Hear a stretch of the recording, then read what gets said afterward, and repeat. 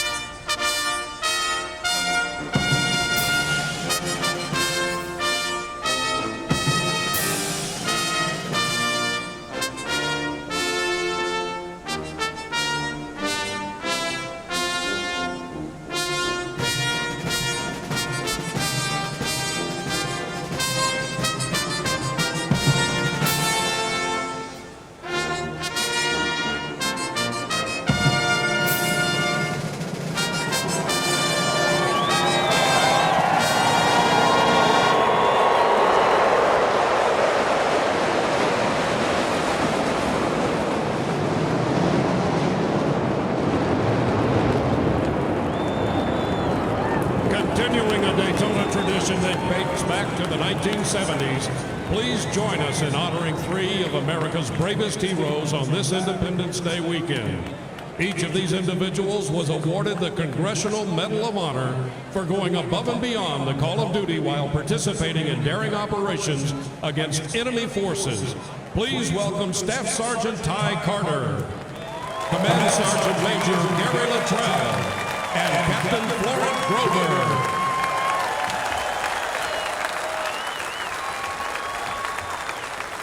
On a 4th of July weekend, patriotism at an all-time high. When we return, Rick Allen, Steve Letarte, Jeff Burton, and Blake Shelton get you ready to race under the lights at Daytona.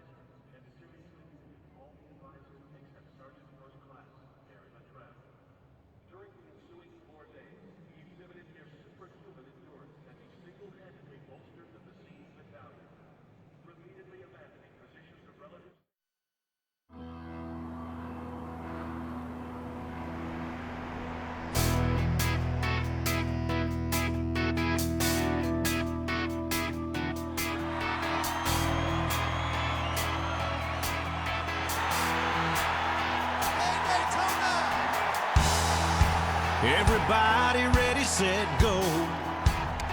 Rev it up and let's roll. There's a party in the fast lane. Got my hands on the wheel and I'm flying. Heartbeat loud as the thunder rolls. Riding in on the stampede of lightning.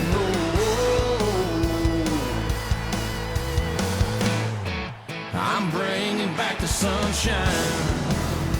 Bringing back the sunshine. Baby, it's about time.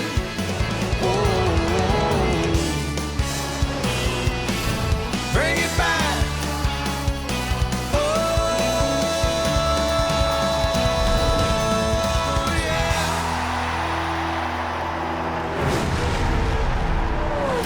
This is it, America's fastest 4th of July party. Welcome to NASCAR on NBC. Tonight from Daytona International Speedway, it's the Coke Zero 400, powered by Coca-Cola. After his stunning win at Sonoma, Tony Stewart's final Sprint Cup season has new meaning. Tonight, he looks to win this race for a 5th time. And who can forget last July's wild finish? Dale Earnhardt Jr. winning and Austin Dillon surviving the big one. They're back, both needing a win to enter the playoffs. Get ready for a summertime classic. 400 miles under the lights at Daytona. Hello, everyone. Alongside Steve Letarte, Jeff Burton, I'm Rick Allen. 2 of the 3 of us have won at this racetrack. I'll let you figure out that.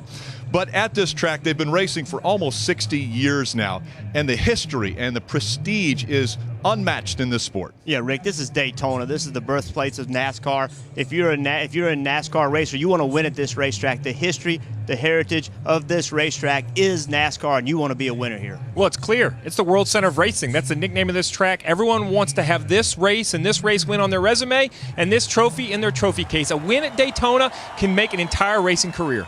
As prestigious as it is to win here, we got very familiar with how dangerous this racetrack is just 1 year ago when we saw Austin Dillon fly into the catch fence. Drivers have to be aware of that we have danger and a wild, wild finish here. Well, you have to be aggressive if you're going to win this race, but when you get aggressive, these kind of things happen. Fortunately, Austin Dillon wasn't hurt in this accident, which is amazing in and of itself. But if you're not willing to take chances and get on the edge of safety, you're not going to win this race. You have to take risks. Yeah, not just here last year. Earlier this year at Talladega, the Cup race was crazy. We saw spectacular crashes. That has to be on every driver's mind. You have to survive the accidents, keep your car in one piece to get to the finish. And surprisingly, in the 2 races that have been run on restrictor plates this year, Dale Earnhardt Jr., who we thought would be the favorite, ended up wrecking on his own. Yeah, no question. That's something we just don't see. But, you know, Dale Jr. and his team, they got to find a way to keep this from happening. You've got to be aggressive. You've got to be able to drive very, very hard, like I talked about before. And if you can't, you won't win the race. So they've got to fix their race car so he can be aggressive with it. Well, we heard it in Countdown to Green, Rick. He was not comfortable with his car in February. They had the same issue in practice. They have to find that comfort for Dale Jr. to be his aggressive self. That's how he wins his restrictor plate races. And without a lock in the chase, he needs a win. And what will that win do? Time with the Intimidator, his father, Dale Earnhardt Sr. That would be a huge win if he could be able to do what his dad has done at this racetrack. For more of the storylines tonight, let's go to pit road. We start with Kelly Stavist. Rick, Daytona holds some difficult memories for champion Kyle Busch. This is where he sustained injuries in a crash that left him sidelined for 11 weeks. And now, after a hard crash in Friday practice, he'll be starting from a backup car for the 2nd straight year. But he qualified 3rd, and a win tonight would put those bad memories in his rearview mirror. Mike? Kelly, from the very beginning of his career, it was clear that restrictor plate racing was a strength of Brad Keselowski. Since 2009, he's won 4 times on restrictor plate tracks, including the most recent race at Talladega this spring. The trouble is, of those 4 restrictor plate wins, they've all come at Talladega. He wants to add a Daytona win to his resume tonight, Dave. Mike, Tony Stewart has won this race 4 times, but tonight it's about staying even or even better on points. His crew chief, Mike Bugaravich, just talked to his driver over the radio, and he said, I'll keep you posted, but let's get points, Marty. Dave, tonight, Dale Earnhardt Jr. has a brand new race car. A new car, but some old setup ideas. He told me they went back to 2015 setup. He said it'll make the car more comfortable, and I tell you what, it's also made the driver more confident. Guess what, guys? It's time to go trackside and get this race started. And now, for the most famous words in motorsports, please welcome your Grand Marshals. 17-year veteran of the Daytona Beach Fire Department, Victor Ireland. EMT with Volusia County EMS, David Aiken. Deputy with Volusia County Sheriff's Office, Brett Whitson. And Officer with Daytona Beach Police Department, Ryan Forrest. Drivers, start your engines!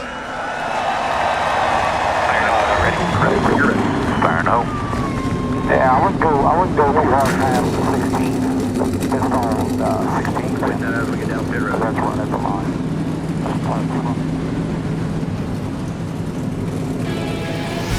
The stars of the sport getting ready to take on its biggest stage. Who will get to victory lane tonight on this 4th of July weekend?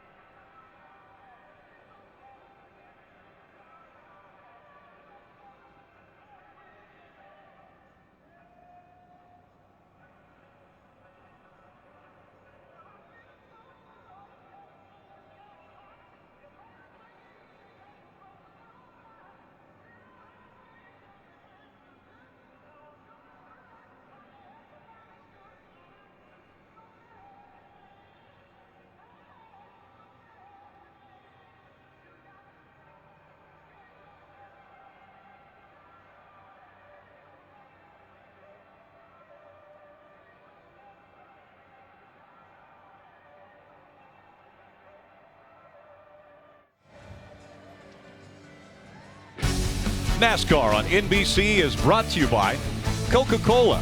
Taste the feeling. Sprint, proud sponsor of the NASCAR Sprint Cup Series. NASCAR Heat Evolution, available September 13th. Pre-order now at NASCARheat.com. And by Nationwide. Nationwide is on your side.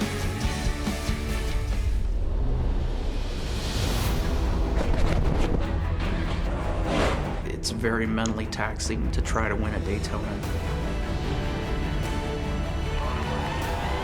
Winning any race at Daytona is great.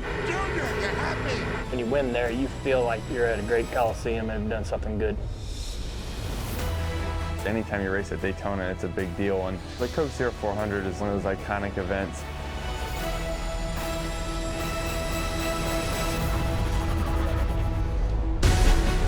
One of the most iconic events in all of stock car racing. It's the Coke-Zero 400, powered by Coca-Cola from the World Center of Racing. Want to take a look at the Coca-Cola starting grid. On the front row, Greg Biffle and Carl Edwards. Biffle got his first Cup win in this race back in 2003. Carl Edwards has never won a plate race. Row 2, we have Kyle Busch, the 2008 winner of this race, and Ricky Stenhouse Jr. making his best Daytona start. Row 3, we're at Brad Keselowski, starting next to Austin Dillon, who we all have seen that terrible wreck from last year, but this is one of his best racetracks. Back in row 4, Matt Kenseth and Jimmy Johnson have combined for 5 Daytona wins. Now, Matt Kenseth has never won the 400. Row 5 makes up our 2016 Daytona 500 champion Denny Hamlin alongside Kurt Busch. Yeah, row 6, 2015 Daytona 500 winner Joey Logano, starting next to Ryan Blaney. And back in row 7, Trevor Bayne, the 2011 Daytona 500 winner, alongside Eric Almirola, who actually won the Xfinity race last night. Row 8 has our defending race winner, Dale Earnhardt Jr. and Martin Truex Jr. So close, second this race in February. Row 9, 2 drivers that need a win to try to get themselves into chase. Kyle Larson, Casey Kane. And back in row 10, the most recent winner, Tony Stewart. He won at Sonoma a week ago. He's a 4-time winner of this race. Row 11, we have Stewart-Haas Racing teammates Kevin Harvick and Danica Patrick. Row 12, Ryan Newman, Daytona 500 winner, and Chase Elliott, who's having a great rookie season. Back in row 13, Chris Buescher and A.J. Allmendinger. Buescher, 2015 Xfinity Series champion. Row 14, we have Paul Menard starting alongside David Gilliland. Row 15, a 2-time winner at Daytona, Jamie McMurray, starting next to Brian Scott. And back in row 16, Clint Boyer and Bobby Labonte. Bobby Labonte, the 2000 Cup Series champion. Both drivers in row 17 got their best career finish here at Daytona, Mike Lynette and Landon Castle. In row 18, we have 2 drivers driving for smaller teams hoping to get a win tonight. Cole Witt, Matt DiBenedetto. Back in row 19, Michael McDowell and David Reagan. Now, David Reagan, he has 2 Cup wins. Both of them have come on plate races. And rounding out the field in row 20, we have Reed Sorensen and Regan Smith, who had to change an engine after qualifying. And let's take a shot at probably one of the favorites of this race, Dale Earnhardt Jr. Let's see if we can grab him on the radio. Hey Dale, it's Jeff in the NBC booth. You with us? Yes, sir. Hey bud, you're one of the very best drivers here at Daytona. Tell us what it's going to take to win this race tonight. Well, temperatures are a little bit cooler than I thought they'd be, so the track might not be as slick as I thought. It's still going to be a little bit of a handling issue where you know, lap 20 to lap 40. You're going to want your car to be able to do everything you need it to do to be able to side draft hard and make moves around the racetrack. If it's tight, you're going to be limited on what you can do. If it's loose, same thing. So just, you know, paying attention to that balance right off the bat and getting to work on it. If you have any issues, it's going to be important. All right, well, good luck to you and your team. We'll be watching closely. Have a good night. Thank you. And a little bit of a unique route here for the pace laps. They are honoring the 5 branches of our nation's armed forces: Army, Navy, Marine Corps, Air Force, and Coast Guard, all represented on pit road, as well as the teams. They will come down on pit road, stop on this 4th of July weekend. No sport more patriotic than NASCAR.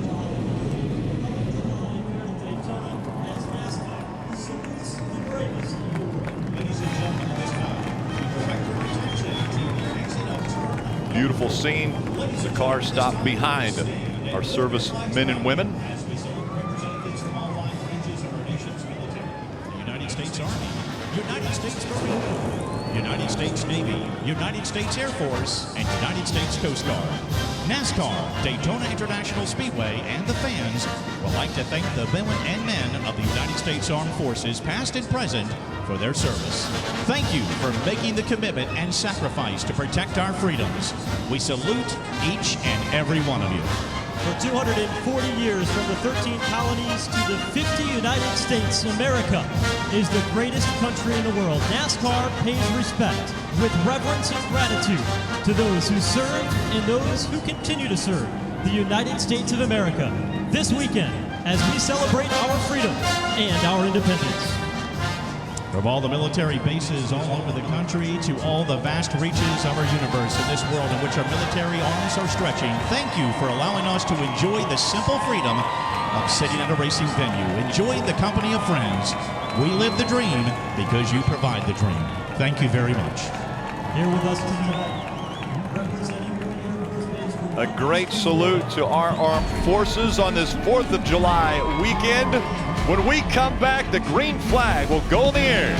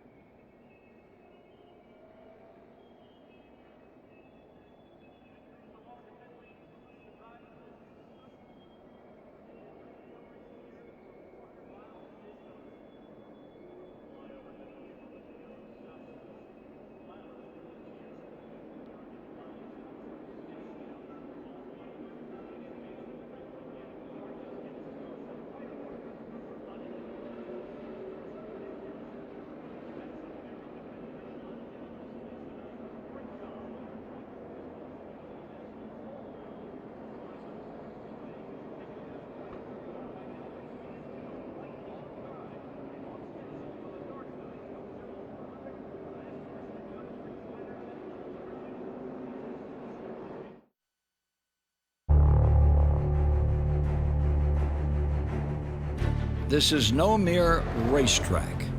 This is the world center of racing.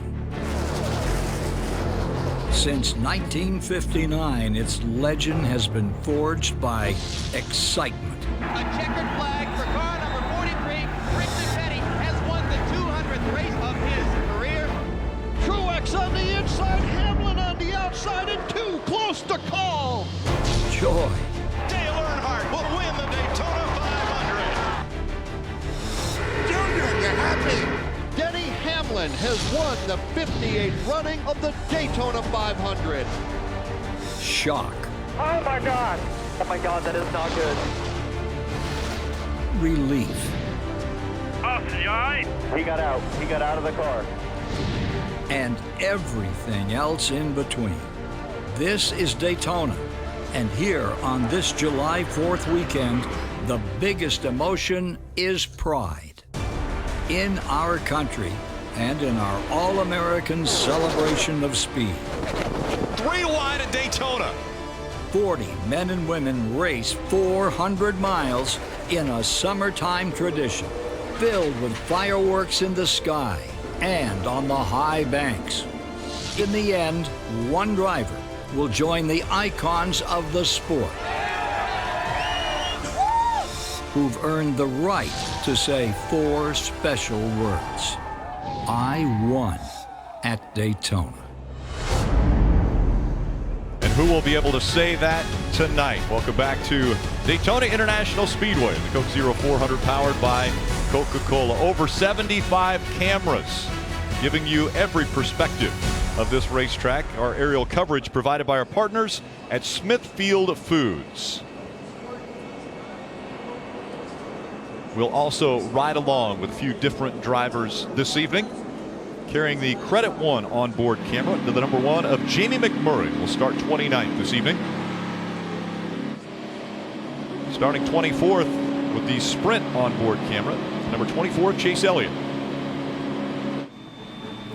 In row 11 with the Busch Beer onboard, the 4 of Kevin Harvick.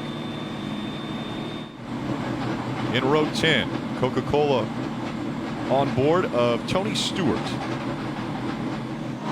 Dale Earnhardt Jr. has the nationwide in-car camera. He will start 16th. Eric Almirola with the Smithfield onboard camera in row 7.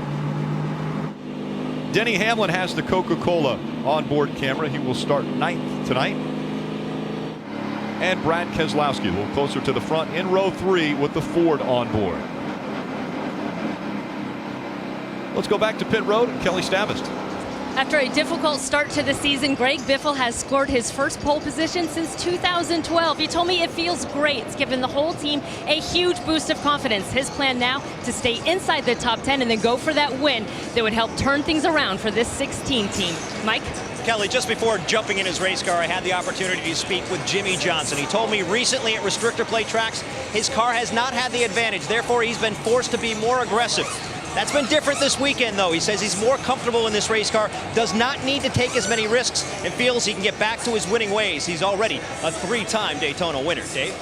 In February, Martin Truex Jr.'s margin of defeat was 1/100th of a second, the closest in 500 history. You've been watching the highlights, and he knows he's on the wrong side of him. Told me earlier that he plans to change that discussion tonight with an improved motor package that he thinks can win. Marty Snyder? Well, Dave, when I talked to Austin Dillon earlier this week about his last lap crash here last year, I said, do you still think about it? He said, well, it's kind of hard not to think about it every time I pass the start-finish line. But the more I watch that wreck, the more I realize there's nothing I could have done any differently than what I did. But I have to put it out of my mind. We have to win tonight because this is maybe one of our best chances to get into the chase. And the stats bear that out. Austin Dillon's average finish at Daytona, 12.5. The best among anybody in the field. And if he's going to do it, Rick, he's got a task ahead of him tonight. Before he left pit road, the air conditioning hose that goes directly into his helmet and keeps him cool all evening on a hot night in Daytona fell out. They debated on whether or not to come to pit road, and Austin said himself,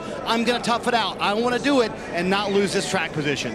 Well, and you always hear cool heads prevail, and now he won't have that air conditioning in his helmet. The reason he probably can't forget about it is because of this. We will show it one more time. horrific crash that he walked away from last night. He was in the Xfinity Series race, involved in a late race crash, and this happened. Up in the air again, this time back down on the wheels. And you heard him talk about how he couldn't have done anything different, and that's what's so difficult about Daytona and Talladega. Tonight, these drivers are going to get in wrecks that they didn't start. They had nothing to do with it. That's why it's so frustrating. That's why it's so hard to get through this race and ultimately be a winner here. I want to take a look at the race facts for this evening's race. 160 laps, 400 miles will be covered. 55 miles per hour on pit road. That will be very important to keep our eye on that under green flag pit stops especially. And the fuel window, 45 to 48 laps, Steve. Absolutely, Rick. And as tough as it is to work your way back up through the pack here at Daytona on a hot, slick racetrack, I think we're going to see teams stretch that fuel window, try to gain that track position as the race wears on. 2 by 2. Greg Biffle has chose the outside line for the initial start of this race. Greg Biffle won the pole. He's only led 2 green flag laps since Talladega last October. So for Greg Biffle to be out front here, a big accomplishment for the Roush Fenway Racing team. Carl Edwards will be on the inside of that first row. A reminder, at lap 20, there will be a competition caution because of the lack of track time that these teams have had. So lap 20, competition caution here at Daytona. Pace car is off, 2 by 2, 20 rows deep. Welcome to Independence Weekend Racing. Green flag is in the air.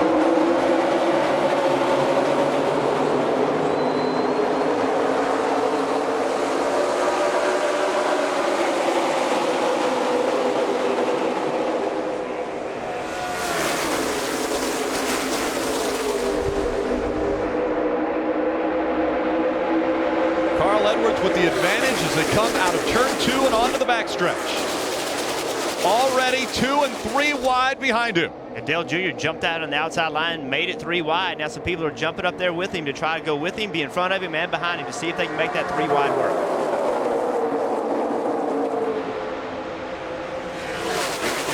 Carl Edwards in the 19. Kyle Busch in the 18 behind him.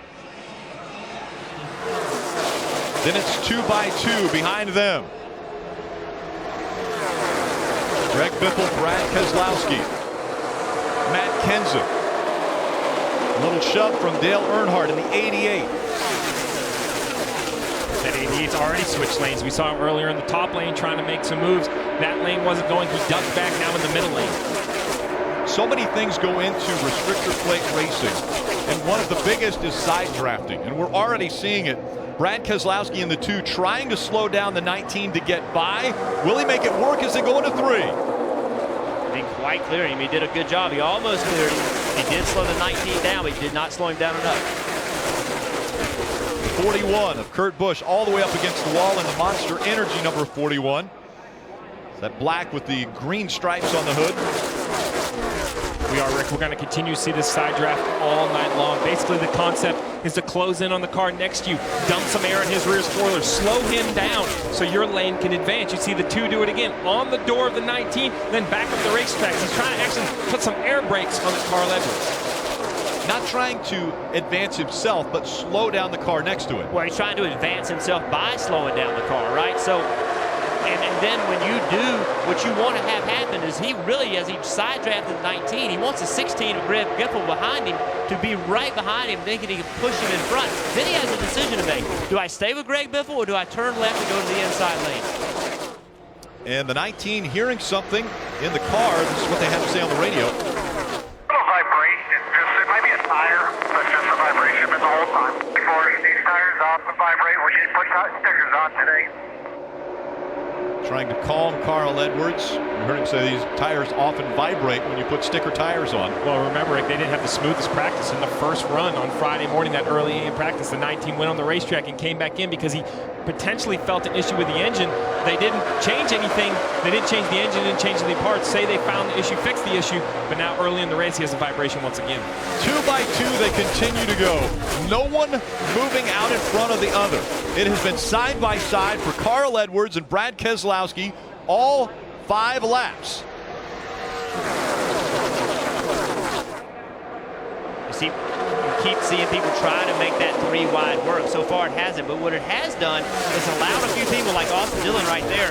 He was in 3 wide outside, and then he found a hole and got into the middle lane. So here's Jimmy Johnson, the red and white paint scheme car this weekend. He now is on the outside trying to make 3 wide work. What's difficult about 3 wide is when you're in the middle. Especially here in the middle, the cars don't drive well. They move around a lot. When you get into the corners, you have to throttle back a little bit to try to keep your position, to keep them running into the car on the outside of you. As the tires get older, that will become more difficult. Jeff, as a driver, if you are running 4 feet, 3 feet, 1 foot away from another driver, how unnerving is that for you as you're going almost 200 miles an hour? You have to trust that guy that you're competing against. You want to beat him, you want to be the winner, but you have to trust the people that you're trying to beat. At this close, with as close as you are, if you don't trust him, you cannot be aggressive and put your car where you want to be. 190 miles an hour is what they were going on their own. They're at 200 miles an hour as they run in this pack. And now a little bit of a surge by the bottom line, that inside line, taking advantage of the momentum. Carl Edwards has the nose of his car out front. Now Kyle Busch trying to hold on to second. And Rick, because of this congestion on the racetrack, you're going to hear me harp on track position. What I mean by that is to get your car towards the front of the pack and try to stay there. Don't just assume you can move up through the field. While the draft is the great equalizer, you can only move forward if there's a lane to move in. When cars are 2 and 3 wide, there's nowhere for you to go. No matter how much speed you have in your race car, you still need room on the track to move. Carl Edwards out in front. We're going to take a quick commercial break. If something happens on the track, if they wreck, we'll break out a commercial to let you see it.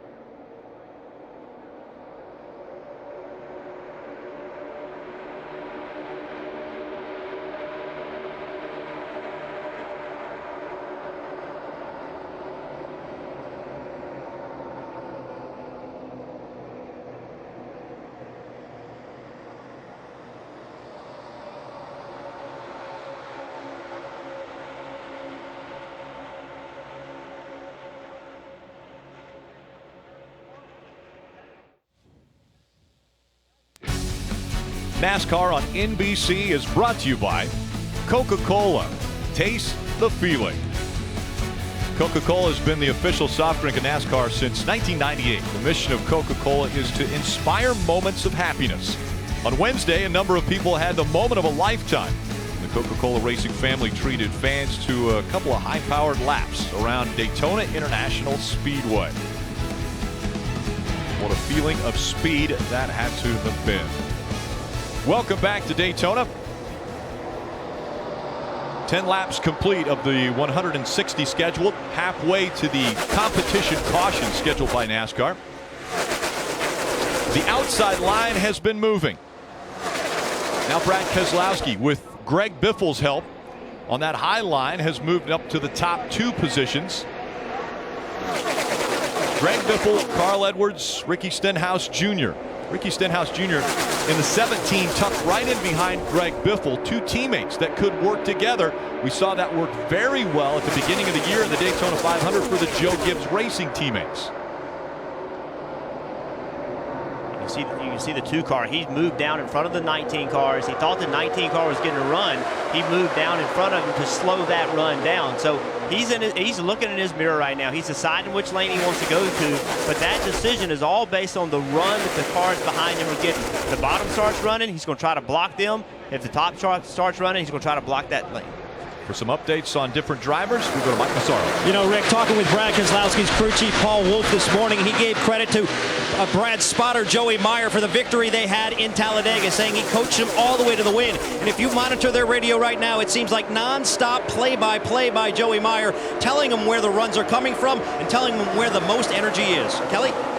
Greg Biffle running that high line. He's working with a new crew chief this year, Brian Patty, and he says it's been a little bit of a slower transition than what he expected. Brian is such a car-oriented guy and has to really get used to all the new equipment at Roush Fenway Racing. But he said, we're getting to know each other now. We work really well together, and we got our legs under us. I think it's going to start to show in the second half of the season, Dave. Kelly, that bottom line used to read 19, 18, 20, and 11.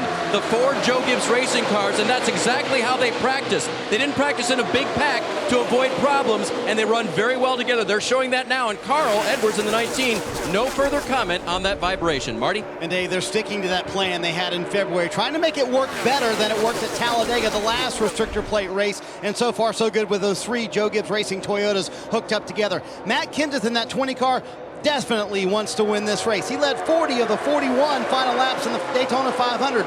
The only one he didn't lead, the last lap. And this is that same car. When asked the team, does that give you confidence bringing that car back? They said, oh yeah, we know it can win tonight, Rick. And we were keeping our eye on the middle lane. Ryan Blaney has the one of Jamie McMurray behind him, and they're really on an island now. We see Denny Hamlin in the 11 jump in behind Jamie McMurray, making that middle lane a little bit wider. And that middle lane was very welcoming because the cars originally were very far apart. The bottom lane and the top lane were very far apart. So if you're in the back, go to the middle. Make something happen. Go try to make a blast up through the middle. As soon as they went to that move, and now he's moved out, he's gotten in the top lane. As soon as they went to that middle move, then the lines got close together, and then that took away the opportunity for advancement. Earlier, we listened into the 19 radio. He had a vibration. Let's listen again. Danny says every time you pull up, you're stalling us. He said just stay down on the bottom, and they'll push you out front. So what he's saying is that he does not want him trying to side draft. Don't try to side draft. Stay away from the car. Stay on the very, very bottom. Give that a try instead of side draft. Brad Keselowski, Carl Edwards running up front at Daytona. You're watching the Coke Zero 400 powered by Coca-Cola on NBC.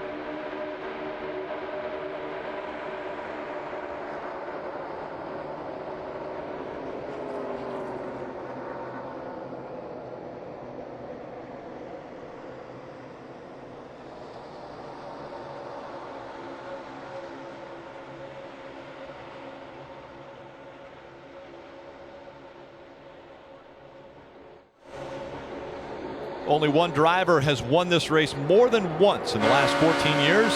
14. Iconic because that's his number. Tony Stewart, 4 Coke Zero 400 wins. He's tied for second all time with Cale Yarborough. The guy who has the most, David Pearson, with 5. Switch today and save 50% on most Verizon, AT&T, or T-Mobile rates. Visit a Sprint store or sprint.com/network today. Tony Stewart with a win a week ago at Sonoma.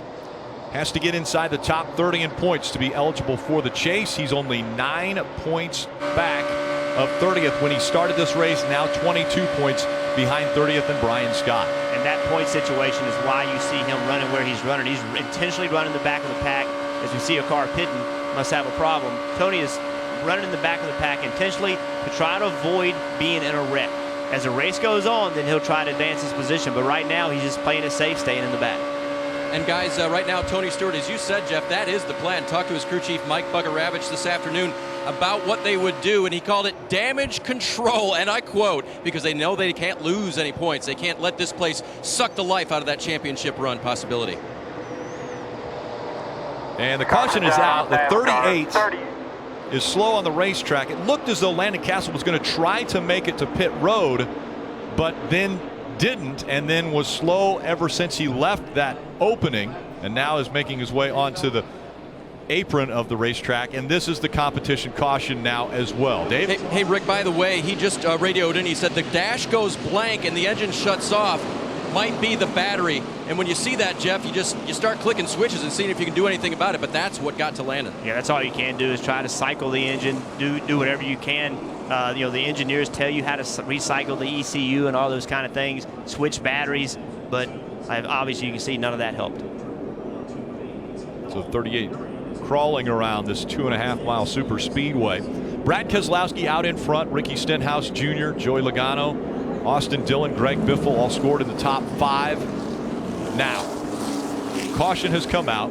A little slower pace as they get ready to come onto pit road, but it will be hectic once they get onto pit road. Very hectic, Rick, because we have 39 cars still in the lead lap. So when we talk about pit road, Daytona has reasonable sized pit boxes, but 39 cars they're on there at once. Some are going to be taking 2 tires, some are 4, coming and going. It really becomes bumper cars. You have to be very careful because we're only at lap 21.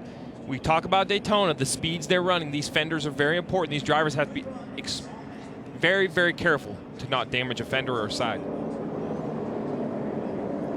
Landon Castle's going to get a shove back to pit road. Well, they will have to figure out exactly what is wrong with that car. Landon Castle will receive the free pass. It wasn't Landon Castle that brought out the caution. It was the competition caution after lap 20. That's why the yellow flag was shown and displayed. And so now the field behind the 2 of Brad Keselowski about to come on to pit road to the attention of their crew. Marty. Ricky Stenhouse Jr. comes in running second. They're concerned here because of the very first stall on pit road. They're going to take 2 tires. Is that when they exit? All these cars are still going to be coming in. Very happy with the chassis, though. Brad Keselowski has led the majority of this race so far, 13 laps. Very happy with his race car. Excellent on entry especially. Not going to make any significant adjustment. Right side tires, Sunoco race fuel, and he's away. Kelly. Joey Logano started 11th, but worked his way up to work with his 4 teammates. He said, as I go, I'm getting off the splitter. I need more stability. He saw a chassis adjustment. They also gave him 4 Goodyear tires, Sunoco fuel, and made an air pressure adjustment for Joey Logano. Pit road speed 55 miles per hour.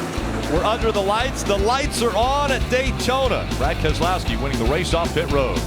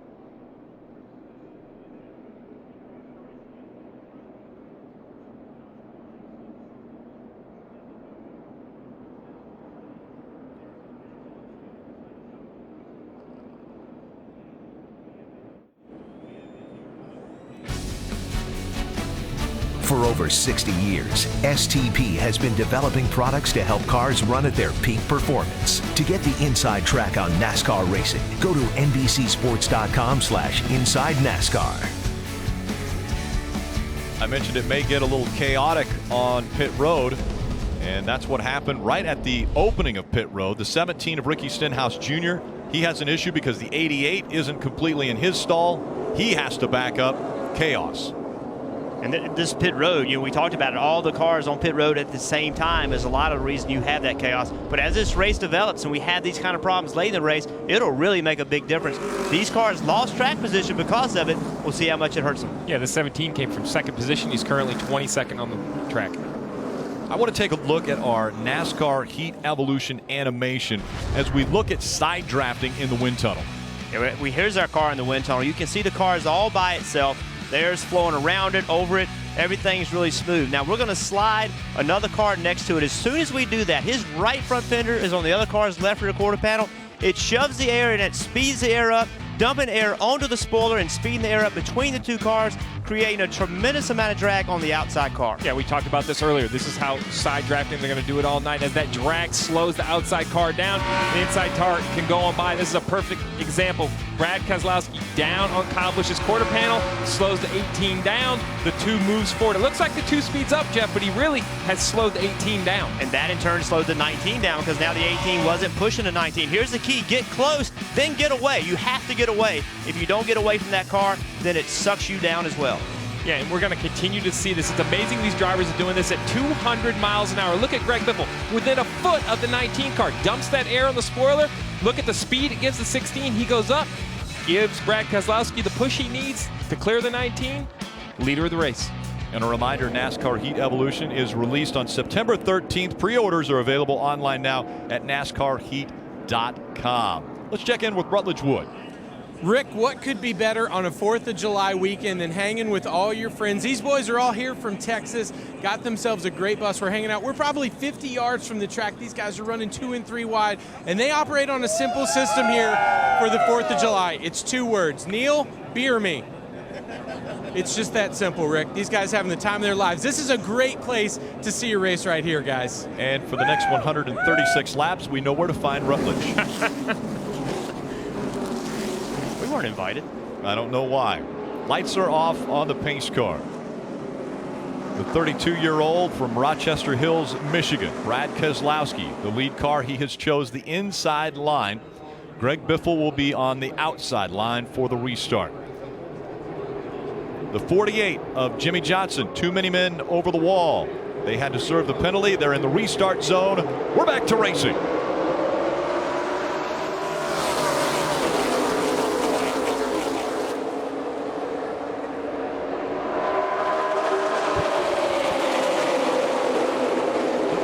Keselowski got in front of everybody. That's amazing to be able to pull out by yourself. Austin Dillon was pushing him, and then he just drove away from everybody.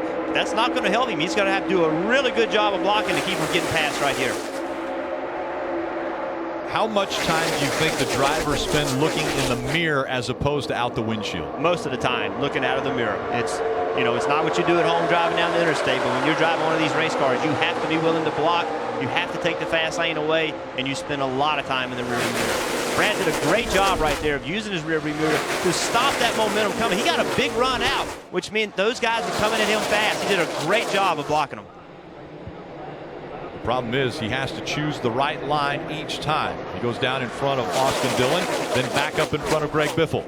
And Rick, while that driver might be alone on the racetrack, remember, it's not just looking in his mirror. He also has that spotter on the roof. Communication to the driver from the spotter.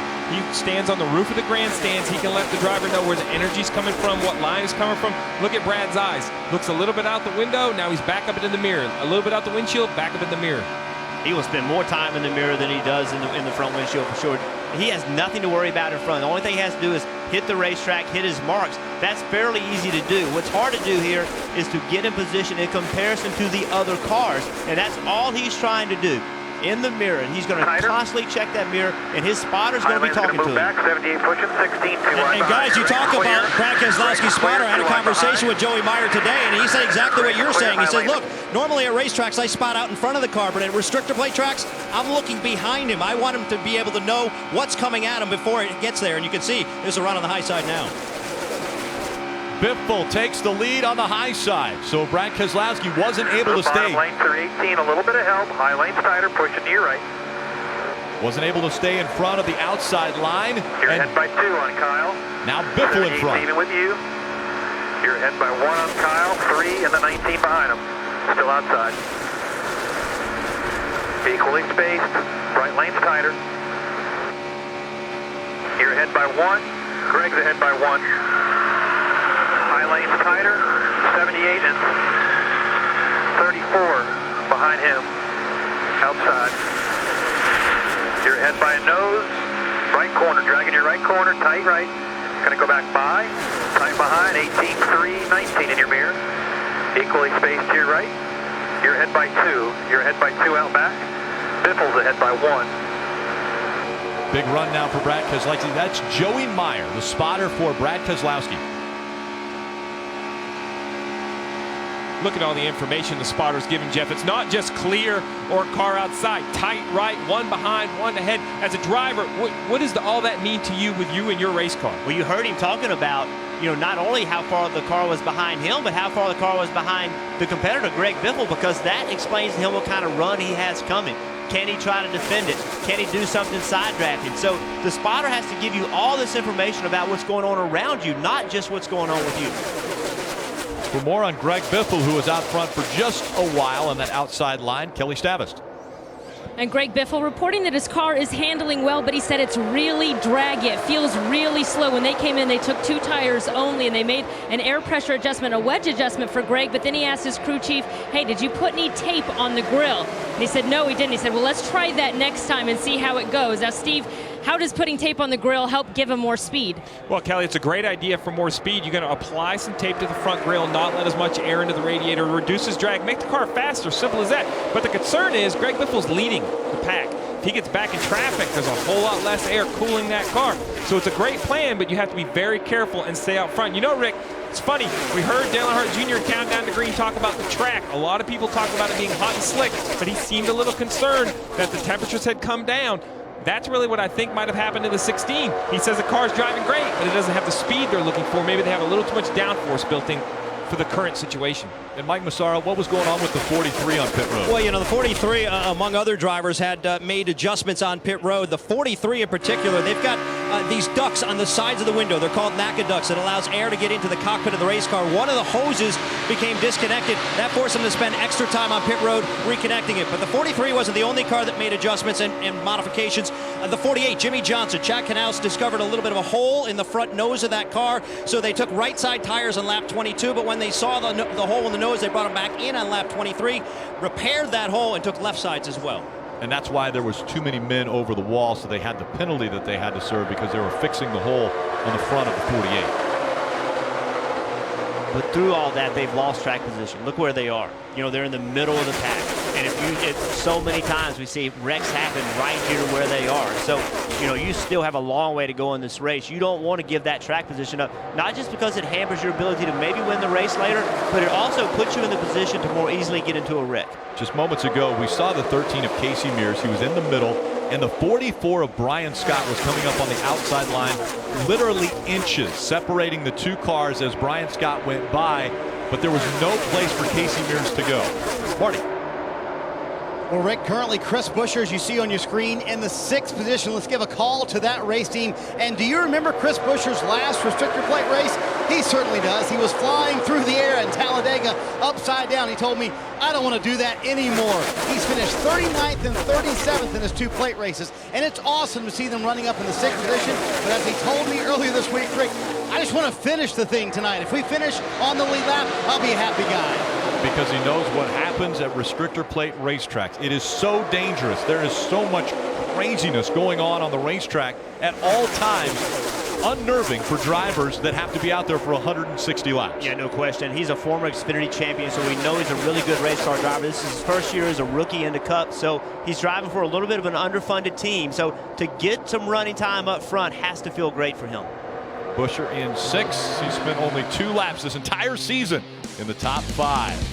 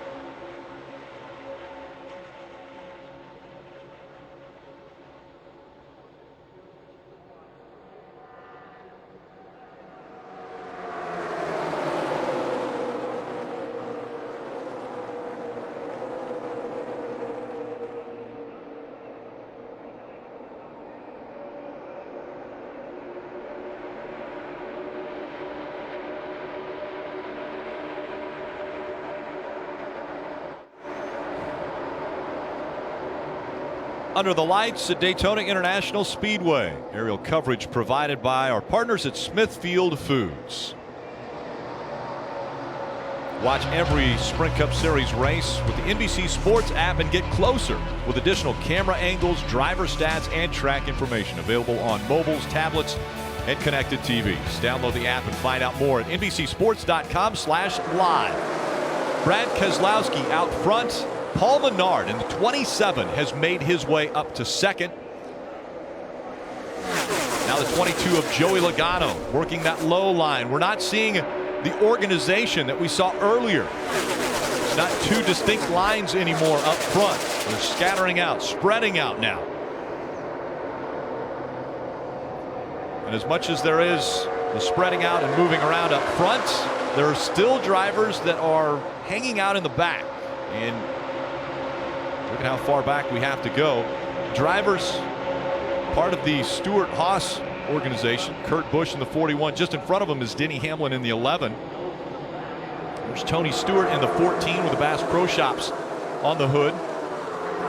Yeah, the strategy here is just to ride in the back, hope there's a big wreck. Normally you don't want a big wreck, but you're kind of hoping that everybody else gets in a wreck. You ride in the back, you miss a wreck, and then you have to decide as the race goes on when you have to pull the trigger and when you have to go. The fear that I have for these guys riding in the back is when it gets aggressive and when it gets 3 wide. If you're not ahead of that 3 wide action, you're not going anywhere. Once it gets 3 wide, you're stuck. So you have to pull the trigger early enough to get ahead of that. And I'm a true believer that every one of these restrictor plate races has its own energy, its own aura to it. Sometimes the top's dominant, sometimes the bottom. There's a certain aggression with blocking. We've showed side drafting tonight. I think when you ride in the back, even as great as a race car driver as Tony Stewart is, and he's great, a 4-time winner of this race, it's not tonight's race. And maybe riding back there just a little rusty on a little bit of that aggression you're going to have to show in the closing laps. Tony Stewart, a 45-year-old out of Rushville, Indiana, in his final season competing in the Cup Series. The other big concern they have is about 15 or 20 laps away when we hit green flag pit stops. You can't make a mistake from the back of the field. If you have an issue getting to pit road, Dave, on green flag pit stops, you could lose the draft. Was looking at Tony Stewart and what he was doing pit road wise, because it's a very congested pit road down here, and if you're on the ride in the back plan, one of the things you can do is wait a lap to pit. Really doesn't cost you anything and may keep you from getting problems on pit road. That's what Tony did, that's what Ryan Newman did, and Kevin Harvick, just to stay out of trouble, Marty. Dave, sometimes you don't plan to ride in the back. That was Kurt Busch's plan. They were going to ride in the front, but when they came to pit road last time, they were blocked in by another car, and he also slid the left side tires. So they put on 4 tires. It sent him back in the pack, and he said, hey, my teammates are back here. I'm just going to hang back here for a while and ride comfortably, Kelly. Well, I asked Joey Logano earlier today if he had any inclination to ride in the back for the early stages of the race. He said, no way, not this driver. I've only got 1 gear, that's to move forward. He said, I dropped back 1 time at Talladega, ended up crashing with about 20 laps to go as I was trying to move back through the field. So he doesn't believe in that philosophy whatsoever. By the way, Joey right now saying that his car is progressively getting looser in and off, but they made a wedge adjustment to try to help him out. We see all these race cars going around the track, and we see how close they are to the racetrack, but some cars get a little bit too close. You want the splitter on the front of the car to be sealed off on the racetrack, just touching the racetrack but not hitting it hard. Look at the 31 car. They have the splitter so low. Look at it sparking. Look at the race car hit the racetrack as it goes down the back straightaway. No one else that he's running around is doing that. I mean, look at the front of the car, the very, very front. Look how low that car is in comparison to everyone else. And starting to wear that down. I mean, the more that hits, the smaller and thinner that will get. Well, I would say by looks of the sparks, the splitter material doesn't spark. So they have worn it down enough. They've cut into something metal, maybe the mounting bolts, some of the structure. But it's something we definitely have to keep an eye on. It's okay to touch it, but you can't continue to wear it. Yeah, what I find interesting is the people that are running in the back. You know, you've got Tony Stewart who just won. You got Ryan Newman who's racing to get into the chase, needs a win to get in, looks pretty good in points. A.J. Allmendinger, he's a guy that does not look good enough in points. I feel like he's going to have to win to get a chase. And there's Kevin Harvick, a guy that's already won, a guy that over the last 2 or 3 years has been the fastest race car driver, period. They have been unbelievably fast, and now his decision also is to ride in the back. So for many different reasons, this strategy can work. It's not just for points, it's also what you feel is the best thing you can do tonight to put yourself in position to win this race. Everybody came to pit road on lap 22 or 23, and that pit road window, normally the fuel window, approximately 42 laps. So we're looking at about another 20 laps before we'll see these drivers back on pit road. Dave? Rick, a lot of drivers came back from Sonoma, California last week with injuries, and these were injuries to their feet. Matt DiBenedetto famously tweeted out a shot of his blistered foot. I think Kevin Harvick might have showed his as well. He was limping around before the race today and looked as if he was still hurting a bit from that. A lot of heat on the floorboards of these race cars, and NASCAR even allowed the teams to put in an extra fan additional next to the foot box down there to help these drivers tonight. But Jeff, you know, when you go in hurting, sometimes it's hard to get away from that all night. Oh, it is, and this racetrack is really bad because we saw Ryan Newman's car a little while ago with the splitter sealed off. That means there's no air going underneath the car. You have sustained heat. These cars get very, very hot, and the exhausts run directly underneath the feet. The high line working, Brad Keselowski out in front. If something happens, we'll break away.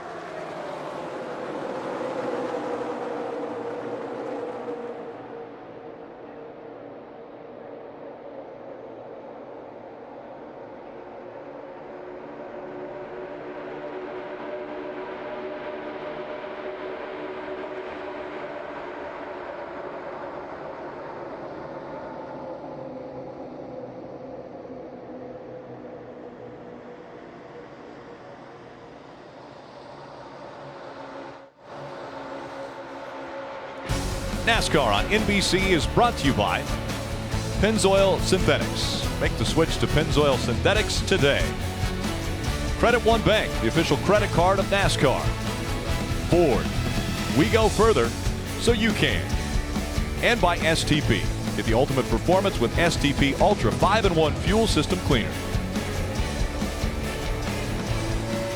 NASCAR Race View gives you access to features that let you follow your favorite driver as if you're at the track. Get live stats, leaderboards, driver and team communications, and more on all your devices. It's available now for an all-new low price when you visit NASCAR.com/raceview.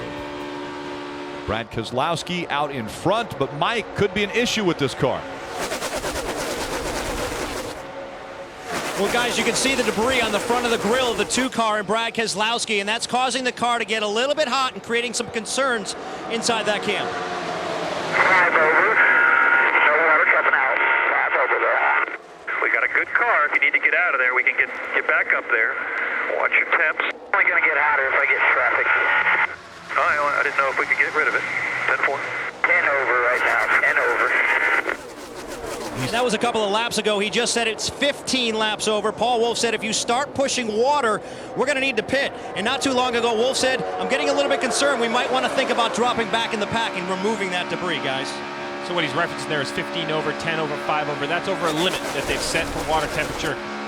Roush Yates Engines has obviously given Team Penske a limit. We want to run, maybe it's 240, 250 degrees. You see the digital dash right in front of Brad Keselowski. A lot of information on the dash, but only Brad can see it. That's not transmitted to the pit box, so the only way the crew chief knows the water temperature, Brad has to let him know over the radio. And I'm a little concerned that this isn't the only car we've seen this.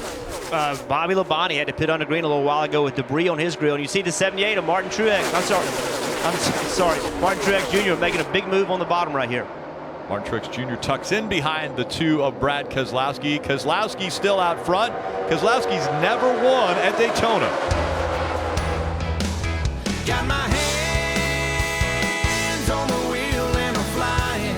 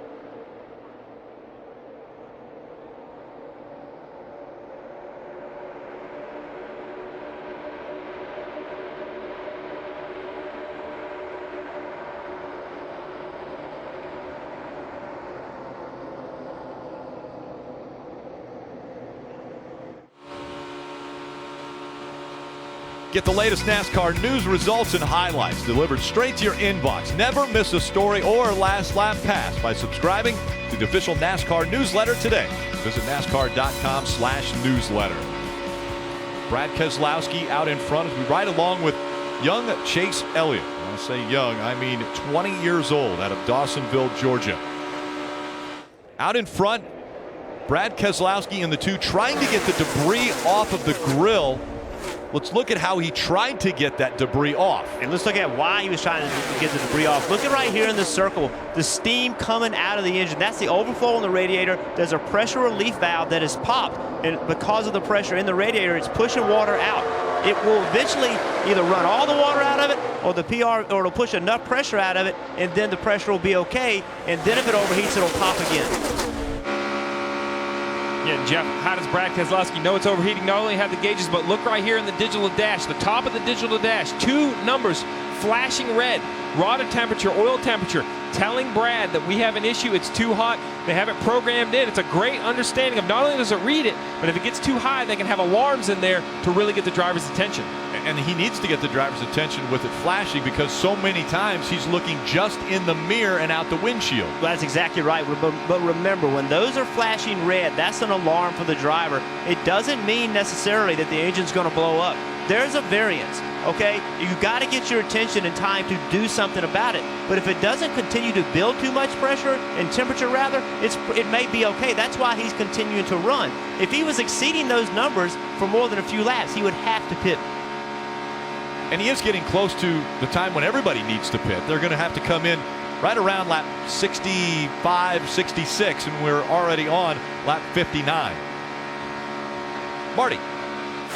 Rick Dale Earnhardt Jr. made a move up into the top 6, but now has fallen back to the 15th position. You just told Greg Ives a moment ago, I'm loose, man. I just can't race with the car the way it is. You know, Jr. talked a lot this week as we ride on board with him about confidence. And Jeff, you know about that. That is key at a restrictor plate race. And Jr. said the confidence starts with a race car. To make these moves that it takes to win a restrictor plate race, you have to put yourself on the edge. And as he said, in some sketchy situations. And you've got to believe in your car, don't you, Jeff, if you're going to do that? No question. And the reason it's sketchy, Marty, is because when there's a hole that appears and it's a car width, you've got to stick that car in that hole. You've got to be aggressive with it.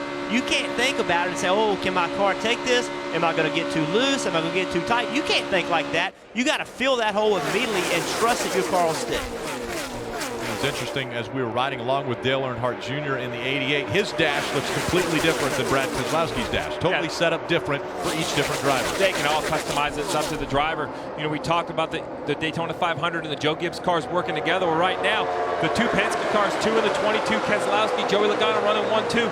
The 21, Wood Brothers entry with rookie Ryan Blaney in it. While that is not a Team Penske team, it's a Wood Brothers team. A close association with Penske. They seem to be working very well together. Remember back to practice, Rick, where they went out with Ryan Blaney to try to get him a fast lap time, guarantees in the field. The teamwork continues. And how would you like to be a rookie, look in your mirror and see 6-time champion Jimmy Johnson behind you?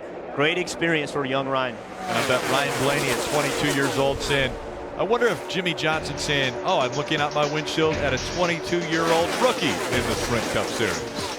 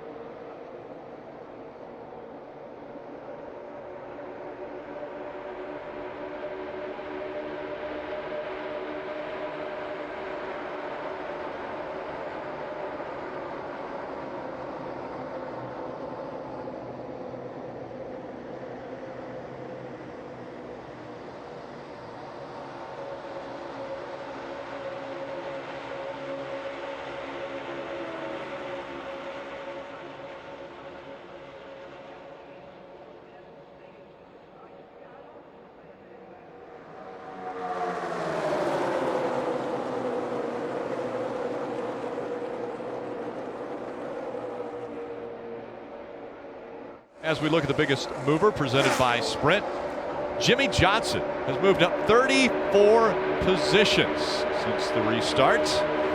Switch today and save 50% on most Verizon, AT&T, and T-Mobile rates. Visit a Sprint store or sprint.com/network today. You know, I think what that says about Jimmy Johnson is not only that his car can do it, but that he wants to do it. As we see Denny Hamlin making an aggressive move. You know, we've seen some other guys lose track position and then just go to the back and ride. Jimmy Johnson obviously believes that he wants to be in the front, and he thinks track position is important as we see him pitting on the green. Green flag pit stops taking place now. Brad Keselowski sliding the left side tires as he came onto pit road. Marty. Rick Kyle Larson made his way into the top 5. Nice run for this team. It's going to be 4 tires here, and he said the car was just getting way too tight, and he wanted to run the top line. He was trying to talk all the guys he was running with to go higher because the car was way too tight when it was on the bottom. Mike? Initially, Jimmy Johnson was saying his car was very free. His crew chief, Jack Knaus, told him to turn off the front fans. He did. The balance has gotten better since. Meanwhile, Brad Keselowski, who's led much of this race, has a very well-balanced race car. A 2-tire change there on the 4 tires, and he's away.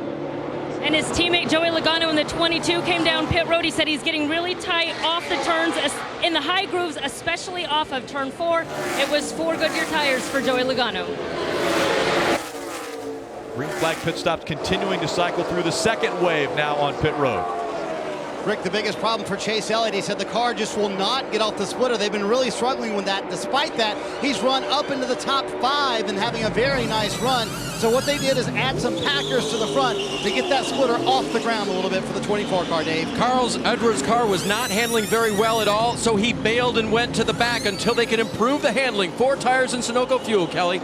Denny Hamlin started inside the top 10. He said he's a little bit tight late exit. They took 2 tires first time around. It was a 4-tire change, this time down pit road. Cars getting up to speed, cars slowing down once again to get onto pit road, this time led by Greg Biffle.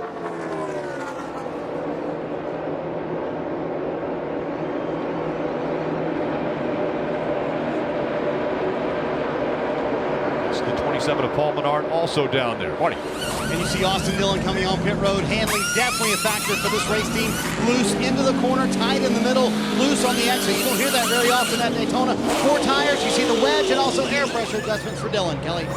Greg Biffle, who started from pole, remember he was happy with the handling, but just doesn't feel like he has enough speed in this 16. He had 2 tires first time around, this time 4 tires for Greg Biffle. And the last wave coming onto pit road now. Casey Mears in the 13. The 23 of David Reagan, 30-year-old out of Unadilla, Georgia, as well as Ricky Stenhouse Jr. in his stall. Marty. And Rick on pit road. Remember, they qualified so well. Hit pit road running second on that first stop of the day. Had an unplanned 4-tire change. They went back to 22nd. They made progress backwards. They were running 26 when they came to pit road, Kelly. Casey Mears telling his spotter, I need to play the game better. I need to react quicker. If you can spot a hole quicker, we've got to work on this together. He has had a strong run, and that was 4 tires for Casey Mears. Now cars trying to get back up to speed, and it is chaotic on the racetrack, and a few more coming to pit road. Marty. And Rick, this would be the Stewart-Haas contingent, including Kurt Busch, who said he just couldn't get his car to run on the bottom either, but the pace back there in the back of the pack, not quite as frantic as it is up front. You're going to see a 4-tire change here for Kurt Busch. Tony Gibson making that call. No changes, Dave.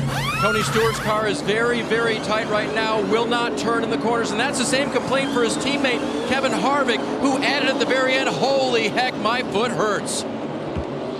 And that's from what took place at Sonoma a week ago. Big blisters on his heels as he goes back out onto the racetrack after his green flag pit stop. Danica Patrick in the 10. A violation on pit road, went through too many pit stalls on her entry to her pit stall. You're only allowed to go through 3. Apparently she clipped the 4th when she was coming in.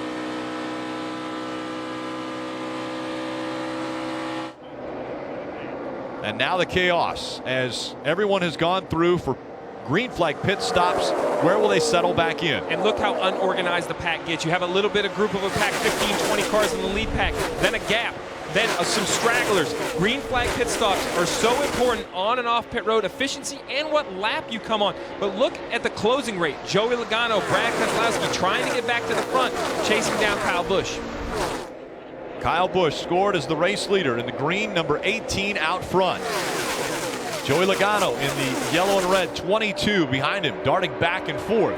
Brad Keselowski, Joey's teammate, right on his back bumper. But just for a moment as the two split, and now it's too wide for second. A lot of blocking going on now. Chase Elliott in the 24, just behind the 22.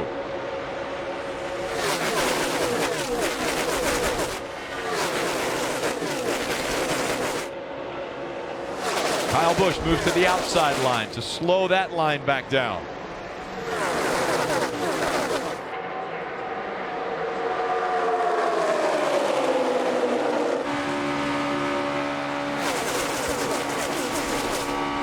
Left side of the screen, Eric Almirola won the Xfinity Series race last night. Eric, one of the Florida natives, 32-year-old out of Tampa.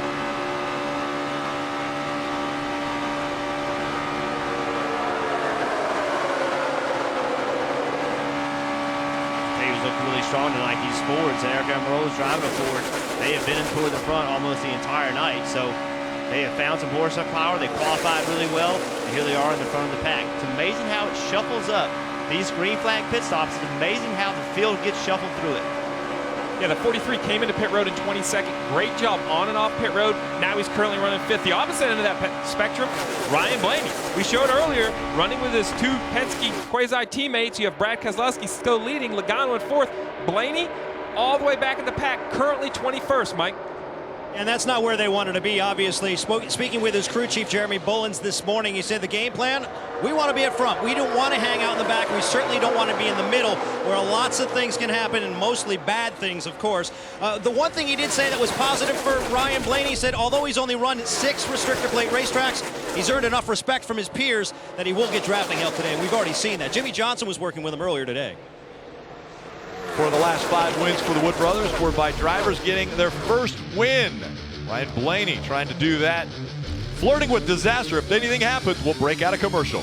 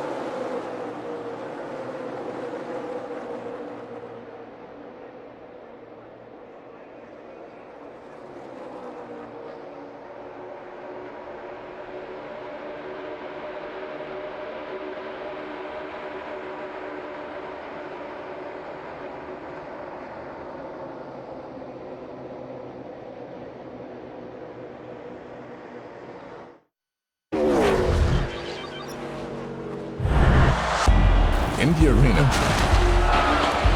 there is no law.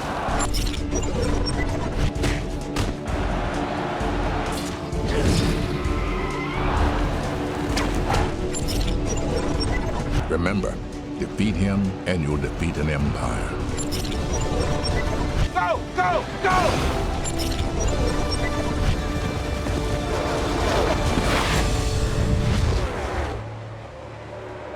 Great look at some classic NASCAR rivalry footage with tonight's race rundown, brought to you by Ben-Hur in theaters August 19th. 18 lead changes, 12 different drivers have been out front. It's Denny Hamlin's turn. Denny Hamlin won the Daytona 500 to start the 2016 season off. Can he sweep the Daytona races?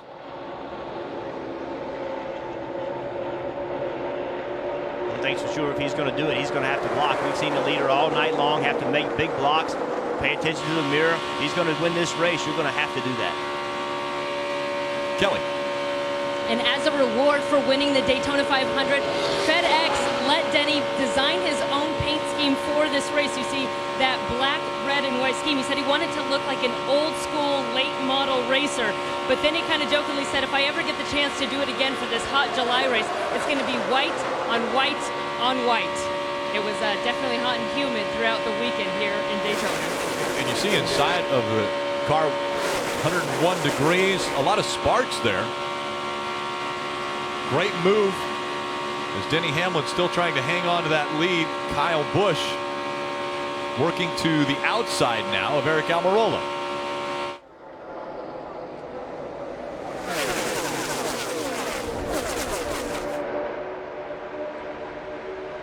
Denny Hamlin choosing the lines. Stays in front of Eric Almirola for just long enough. I love this shot right here, Rick. You see how busy a driver is. Not only looking at the main mirror right here, but there's also a mirror over here on the side, the left side A-post, right there, just outside the window net. Denny Hamlin has both options, Jeff, to figure out where the runs are coming from. And you have to use both of them. And you're looking in the mirror above you, looking in the mirror on the left, because you have to use every tool. Your spotter's talking to you. All those things are there, and the driver puts those exactly where he wants them so he can see everything around him. In February for the Daytona 500, it was Joe Gibbs Racing as well as Martin Truex Jr. that worked together to run up front.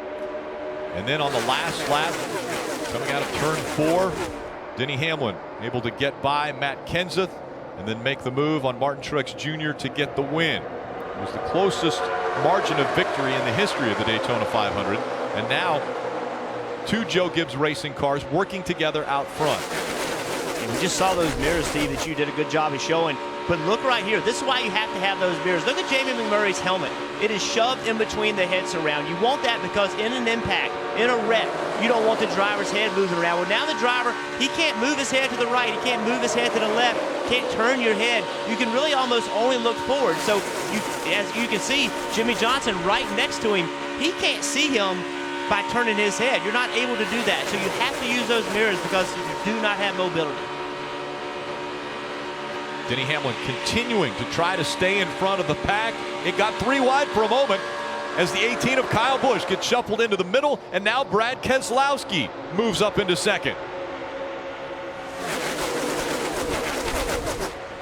We've talked about track position all night. It's no doubt in my mind these guys believe to win this race they have to have track position now. Look at Busch in the 41 car on the outside lane. We saw him riding around after those pit stops. He's decided now's the time. I have track position. I'm not willing to give it up. Look at Busch on the bottom. Kyle Busch. Kyle Busch on the bottom of the 18 has made his way back up just off the back bumper of the 11. Amazing how quickly he was able to do that when he got shuffled into the middle. I'm amazed that we've gone 57 green flag laps in a row with these daring moves these drivers are making. Past the halfway point, 82 laps complete on lap 83 of 160. Brad Keselowski out front. 2 and 3 wide. Back behind Brad, he chooses which line he wants to get in front of so that he can block and stay up front. And when all this starts, all the aggressiveness starts, you have to wonder when is the wreck going to happen. You know, that we talked about at the start of the show. Every restrictor plate race, we see wrecks. We have the opportunity for big wrecks. Once they get aggressive, they get 3 wide, 2 wide. One person makes a mistake, and they can take 15 or 20 with them. Denny Hamlin on the inside. Won at Daytona earlier this year. The Daytona 500. Joey Logano on his outside in the Pennzoil number 22 also has won at Daytona. Out in front, Brad Keselowski has never won at this racetrack.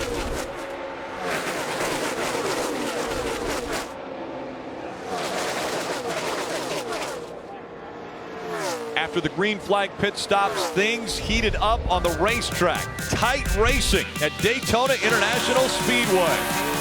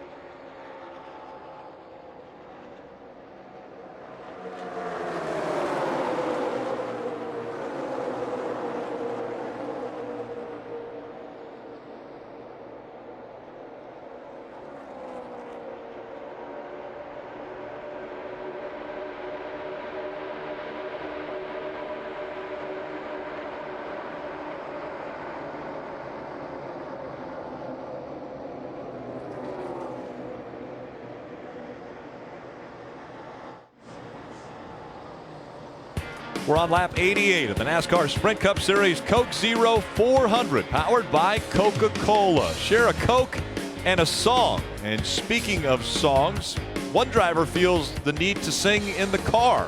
We were riding along with Tony Stewart moments ago, listening in on his radio. This is what he's doing. This is how we do it. Hey, you're a singer. Hope you don't plan on becoming a singer in retirement. I'm just good in the shower, bud. Way too much information. Montel Jordan, I think, originally sings that song, but Tony Stewart at 200 miles an hour singing in the car. A great tune, just not the one I'd have picked for Tony Stewart. Well, I can tell you one thing, when it gets about 20 to go and he decides he has to go to the front, he won't be singing anymore. He's going to be way too busy to be singing. Running 34th now. He has Clint Boyer in front of him in the 15. Ricky Stenhouse Jr. was back there behind him. Want to go through the field, brought to you by Nationwide. Let's start with Mike Massaro. The two team has avoided the scare they had earlier with the water temperatures. The debris is completely removed. We've talked about Brad Keselowski being proficient at restrictor plate racing. 4 wins, and we've got trouble behind him, Rick. Around they go. Yeah, stay down, go up, go up, go up, go up. It looked like it was Eric Almirola that was the first to go sideways and then collecting numerous cars behind him. May have been the one of Jamie McMurray. It was a light blue car. Chase Elliott. That's Sun Energy 1. Caught up the window net down for him. Paul Menard in the 27. Jamie McMurray trying to get it going the right direction. Kevin Harvick is involved. The 44 of Brian Scott. And already we're seeing Chase Elliott climb out of that car. The big one happening. So close, running around this racetrack. The 7 also, Regan Smith.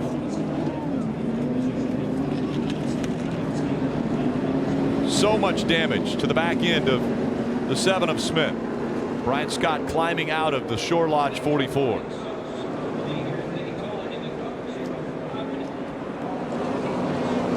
Jamie McMurray stuck on the banking. Take another look. It was McMurray in the 1. See McMurray and Jimmy Johnson. Jimmy comes up, and then McMurray actually comes down and gets onto the left front. It's on from there. I mean, we talked about it earlier. As soon as somebody makes a mistake and you're in this big pack of cars, you're going to take a lot of people with you. It's just how it happens. You can, some of these cars riding around the back actually got in the wreck as well. So one mistake by a driver, a mistake by 2 drivers, and this is what happens. It's not just those 2. And a bump there by the 48. The back bumper of Jamie McMurray. 78 of Martin Truex Jr. caught up. Danica Patrick also. Dale Earnhardt Jr. in the 88. Brian Scott up on the hood of the 4 of Kevin Harvick.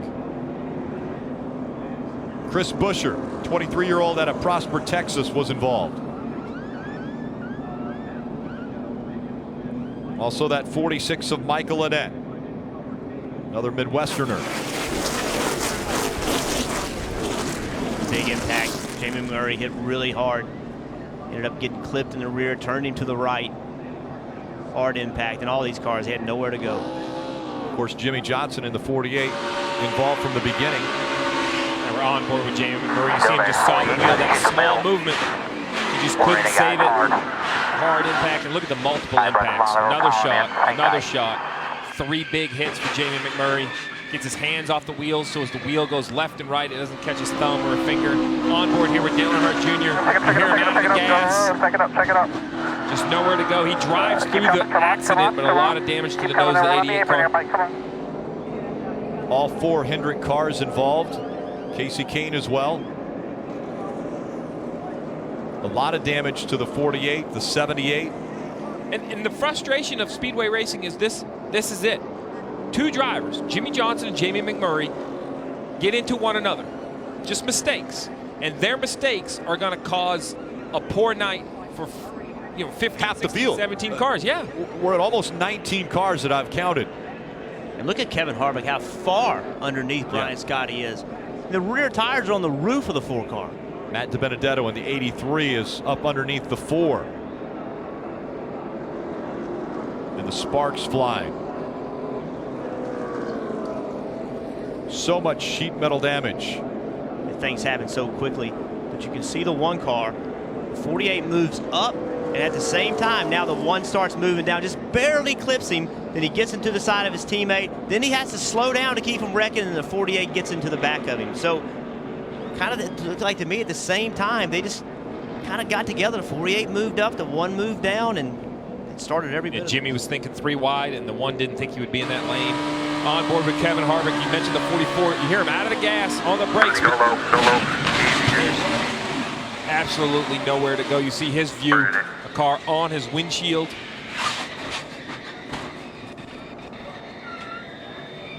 All right. And that's how fast it happens. Look at the 34, how fast he's coming in there. 31. Yep, 31 also. Ryan Newman, he gets into the back of Greg Biffle. I mean, all these cars have significant damage. The 16 of Biffle, of all the cars that got hit significantly, he probably has the least amount of damage if it didn't damage the fuel cell. 20 of Kenseth. A lot of big names in this wreck. Absolutely. See Danica in it. She was a lap. She had just gotten lapped. There's the damage to the 4 of Kevin Harvick. The hood folded back, not even a front end. And so go back and think about the pit stops. The pit stops put Kevin Harvick close enough to the front. We saw Kyle, his teammate Kurt Busch, he went ahead and raced to the front, and Harvick made the decision. I didn't want to go that much to the front, but was riding around trying to be smart and still got in the wreck. This has to hurt Dale Earnhardt Jr. not the most, but more than most because of how good he is at these racetracks. And if he wants to get into the chase, he can't have bad finishes or DNFs like we might see tonight. Absolutely right. You know, he was nervous coming in here. While we know this is one of his favorite tracks, hasn't had the best summer, and he needed a good run here tonight. This is definitely going to hurt his chances, but not just him. When you look at the chase grid, Dale Earnhardt Jr., Chase Elliott had a big cushion. That's going to save him a little bit, but the 31 we mentioned, he was in it. Ryan Newman. It might benefit someone like Ryan Blaney. He snuck through this accident. He now has to maybe start looking at points. Currently right around that bubble line, a lot of big names, as you mentioned, Jeff, in the accident. No one likes points racing. Points racing isn't popular, but popularity isn't the goal. The chase is the goal. So whatever means you can do to make the chase is what these drivers and teams have to think about. Yeah, and if you look at who is in this wreck, and you just mentioned it, most of the guys that are racing that are on the bubble to get in, they're in trouble. I mean, this wreck really hurts them. The one that didn't is Austin Dillon. He's really the only guy from 11th to 16th in points that did not get in this wreck. The big one happening at Daytona International Speedway. Nearly half the field collected.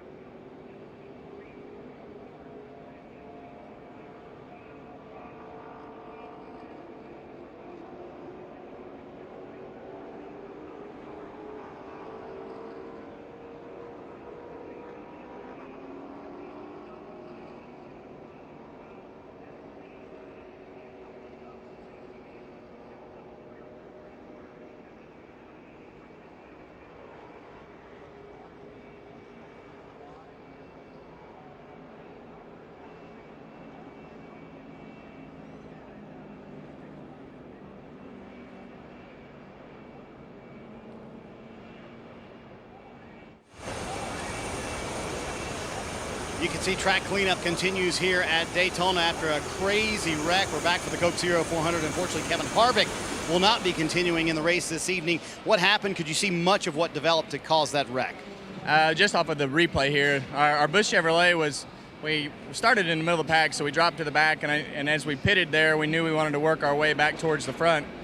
We stayed connected to that front pack, and then we had a little bit of a handling problem that we needed to address at the next pit stop, and just, you know, those guys got tangled up there up front, and we were in the middle of it. So I know I had one car on my roof, and everybody else just kept piling in. So I don't know exactly who that was, but it's one of those things that just doesn't take much for it to all go south here at the super speedway track. So it is what it is. Was there a sense that something like that was building, Kevin, when you were in the pack? You really think it's going to happen from about lap one. You know, it's hard to make ground. So you got to be pretty aggressive when you're going to start making ground. So we were just kind of riding there, trying to stay in that front pack to the next pit stop to get our car up off the ground and then really start getting aggressive. I just couldn't be aggressive, and unfortunately was at the back of that front pack and wound up getting in a wreck. Real quick, I know your feet were hurting going into the race. They okay now? Oh, they were killing me in the race, so it was very uncomfortable. All right, Mike. Another guy who's pretty uncomfortable right now would be Matt Kenseth. Had a pretty good run going there. It looked, as we looked at the replay, like it came so close to evading the accident. What could you tell? Yeah, I don't know what happened up there. It looked like maybe it was a one car. Somebody lost control. I don't know why. We had a really bad pit stop, bad pit exchange, and it put us in the back, and that should have been my sign to hang out in the back. It's just, it's hard to do. It looked like it finally settled out, and it was 2 wide. There was no more 3 wide. Looked like everybody settled in, so I was just going to try to work my way up toward the front there with Martin. And then, of course, as soon as we started getting there, there was a wreck. The team's working diligently on your race car. How soon before we can expect you to get back out there? I don't think it'll be too long. I mean, we're just out there right around now, I guess, but knocked the radiator out was the biggest problem. So they got to get that fixed and get a nose piece on it. So disappointing ending to our day. Our DeWalt flexible car qualified well. Didn't race as good as we hoped, but I think if we could have got our track position back, we could have hung out up there somewhere. Thanks for your time. Yep, you're welcome. Matt Kenseth out of the race way earlier than he expected. He's had much better days here at Daytona, Dave. Mike Chase Elliott's been released from the infield care center. Are you okay? And what were the first words your spotter told you and what did you try to do? Yeah, just once you see everybody start checking up, obviously you can't really see much when you're in that top lane like that. So you just kind of try to slow down and hope that there's some way to get out. Unfortunately, we were getting in the corner. Obviously, everything is going to go straight at that point. So I hate it. I mean, I had such a good car tonight. I feel like by far the best ever plate car I've ever had, either at Daytona or Talladega. So really proud of that. We'll try to get our stuff ready to go Talladega. What made the car so good tonight, Chase? I really don't know. I think we kind of took what we had here in February, tried to rethink some of the things we had going on. We made our car drive a lot better tonight. Obviously, the cool temperatures, I think, were helping that. But regardless, I appreciate some energy you want to be on the car this weekend. Kenny was down here. Wish we could have had a good run for him, but we'll try to go get him in Kentucky. Car drove well, guys, but you can't avoid all that. Chase, one of 19 cars involved in that accident. Sheet metal up in the styrofoam that's in between the steel wall and the concrete wall. That safer barrier. Dave. With Jimmy Johnson now, who just shook his head that he's okay. You were following Jamie, who looked like he was trying to get away from his teammate there. What was going on? Yeah, I was in the middle, and the one kind of, something happened and he went to the right and then chased it and then was in a slide and came back down in front of me, hit the 42 door to door, kind of light contact. And I thought we were fine, but our momentum just carried me into the back of the one and eventually turned him sideways, and then that whole thing happened. So I don't know what happened with the one to change lanes as fast as he did from the outside, but we're all dealing with a matter of inches, and once that started, it just collected everybody in it. Glad you're okay after a big crash. Jimmy out for the night. Rick? Less than 64 laps to go from Daytona International Speedway. We'll be back for the restart.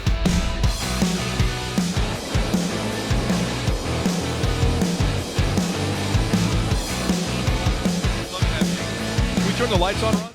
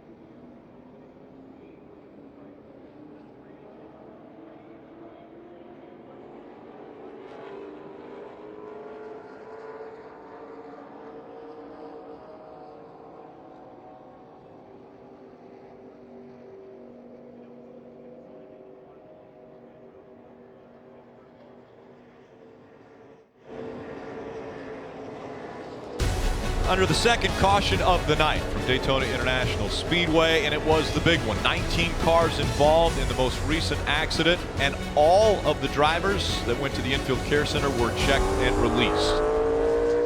And there were 19. The cars involved: Jamie McMurray, Kevin Harvick, Casey Kane, Greg Biffle, after starting on the pole today, involved in this one. Matt Kenseth, Ryan Blaney, Chase Elliott, Paul Menard, Danica Patrick also involved, Ryan Newman, Chris Buescher, Kyle Larson looking for that first win. Ryan Scott also involved, was up on the hood of the 4 of Kevin Harvick. Marty. Rick, unfortunately, it seemed to start with Jamie McMurray. So what happened? It seemed like your car just shot to the right all of a sudden. Yeah, I really don't know what happened to our Credit One Bank Chevy. I think somebody maybe got into my left rear, and I don't know if I cut the tire down, but after I felt that happen, I just didn't have any control anymore, and it almost seemed like a tire maybe it went down, or it actually felt like I hit oil. So once you get to that point, you just don't. I think right there with the 42, it might have cut my tire down because I just didn't have any control of the car there. So it's unfortunate. It's part of plate racing. It's as I rode back in the ambulance with all those guys, we just talked about it's just part of plate racing. After that wild ride, we're certainly glad to see that Jamie McMurray is okay, Rick. Yeah, absolutely, and all the drivers involved are okay. And we mentioned at the top of the show, danger. The wild racing that takes place. You never can forget what takes place on this racetrack. As you see, the 2 that were involved initially, Jimmy Johnson, Jamie McMurray talking. Yeah, and neither one of these guys really knows what happened. I mean, that's what's so difficult about Daytona, is that you get into a wreck and they're talking about it, but watch it. When you see the 1 car, okay, there's contact between he and the 42. Now watch what happens right here. They've made contact with the 48, but watch the left side. When he turns to the left, look at the sparks from the side skirt. That may be that the left rear was down, and when the car pitched over a little bit, you're seeing the sparks from the car pitching over. So the initial contact, I don't think the tire was going down, but when he came across the racetrack and hit his teammate, that may have been when the tire went down. Dave. And both Paul Menard and Brian Scott have walked from the infield care center now. Paul, your perspective. It was hard to see. I saw, Jamie obviously get squirrely over a couple hundred yards down the tri-oval, and the 48 was definitely hitting him. I don't know if Jamie had a problem. He thought maybe he had a tire issue. Wasn't really sure. So typical plate racing. We had really fast Menards, Duracell Chevy. Got up to second, took a stab at the lead, and just trying to wait till that next pit stop, work on the car a little bit. We were off that last run, but I felt pretty good about the car, and Daytona. Typical. Glad you're okay. Brian, the easiest way to say it is your car got jacked up. You all right? Yeah, I'm fine. Just thanks to ISP seats and Hans devices and Stilo helmets, they keep us safe no matter how hard the hit is. It was one of the more wild wrecks. All of a sudden, everything just got really smooth, and I realized I was up in the air. And it doesn't look like it, but I felt like I was looking straight down, and I was just going just come back to the ground and not flip over. But yeah, just unfortunate. We were having a great weekend with our Safeway guests, Albertson guests, Kimberly Clark guests. We just had a fun group. Everything was going fun, and unfortunately, our Coca-Cola 400 ended early. But happy 4th of July, and just thank you to all the service members and their families. Those that are away and home, just have a safe 4th of July. Brian had one of the fastest Fords here this weekend, Rick. Yeah, next week he'll be back on the track. NASCAR is on NBCSN. Friday night, Xfinity Series racing from Kentucky. That coverage beginning at 8 p.m. Eastern. Then on Saturday, Sprint Cup Series racing from Kentucky, presented by KFC. Coverage begins at 7 p.m. Eastern, and that is a repaved Kentucky Speedway. A little bit of a reconfiguration there as well. Marty. Well, Rick, Kurt Busch in the top left of your screen told Tony Gibson the car just gets loose about 15 laps into a run. So you're going to see a 4-tire change here, and also an air pressure adjustment, 1 pound out of the right rear, and that wedge adjustment to tighten him up a little bit. Mike. Paul Wolf, Brad Keselowski's crew chief, asking him to confirm temperatures. Keselowski says they're about 35 degrees below what they were. They had contemplated a 2-tire change, but opted to go with a 4-tire change instead, worrying there might be debris on the tires. Kelly. Joey Logano said the balance of his race car is good getting into the turns, but it was a little bit tight off, so they made a chassis adjustment to help him out there, along with 4 tires. And Denny Hamlin also down pit road. First, he apologized for a moment, getting a little too close to his teammate, and then ordering up a blue Powerade. race off pit road goes to Joey Logano. Denny Hamlin making up 2 spots.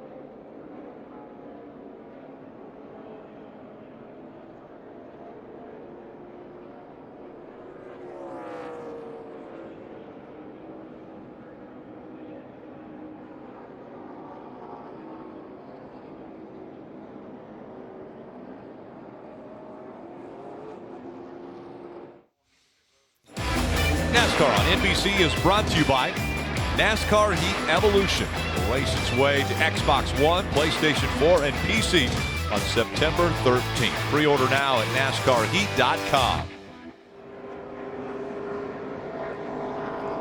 Welcome back.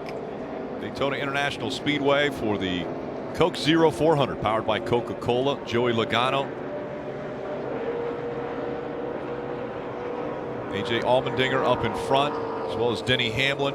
Back in row 2, Kyle Busch, Brad Keselowski, Carl Edwards, Kurt Busch. Back in row 3, Mears, Blaney. In 4, Trevor Bayne, Eric Almirola. Back in row 5.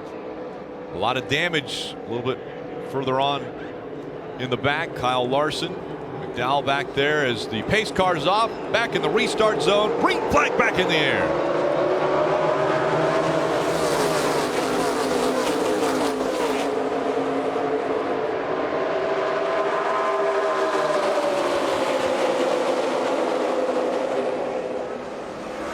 Joe Logano, Denny Hamlin, side by side for the lead.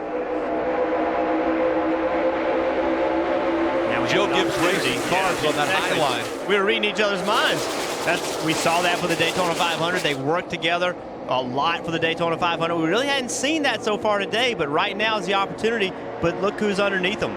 2 teammates beside him as well. And getting shuffled out is Kyle Larson in the 42. He goes out to the high line.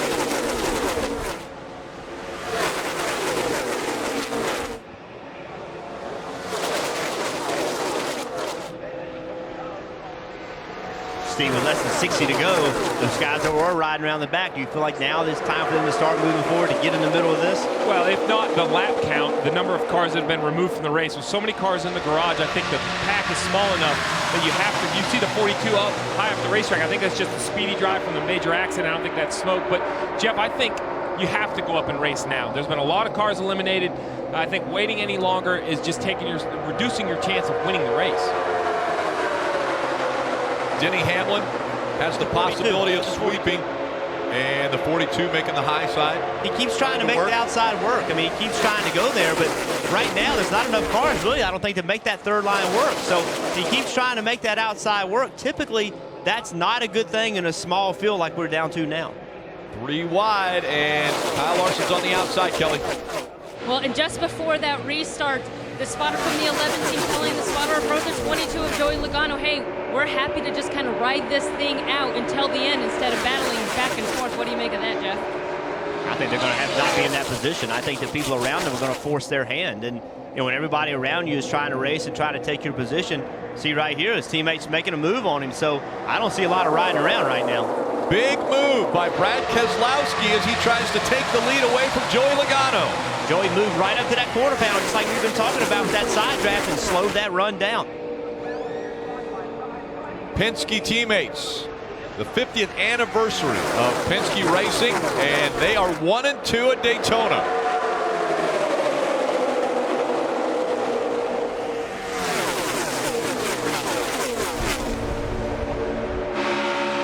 .56 laps remaining. There will have to be at least one more stop.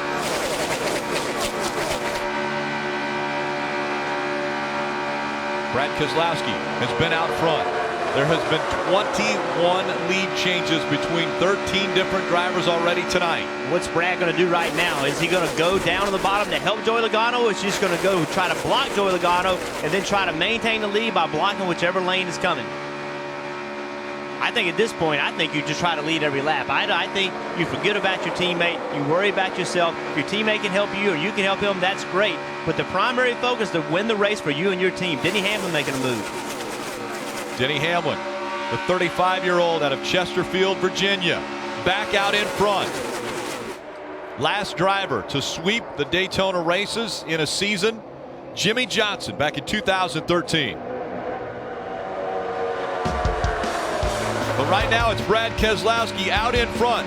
If there's a wreck, we'll break out of the commercial.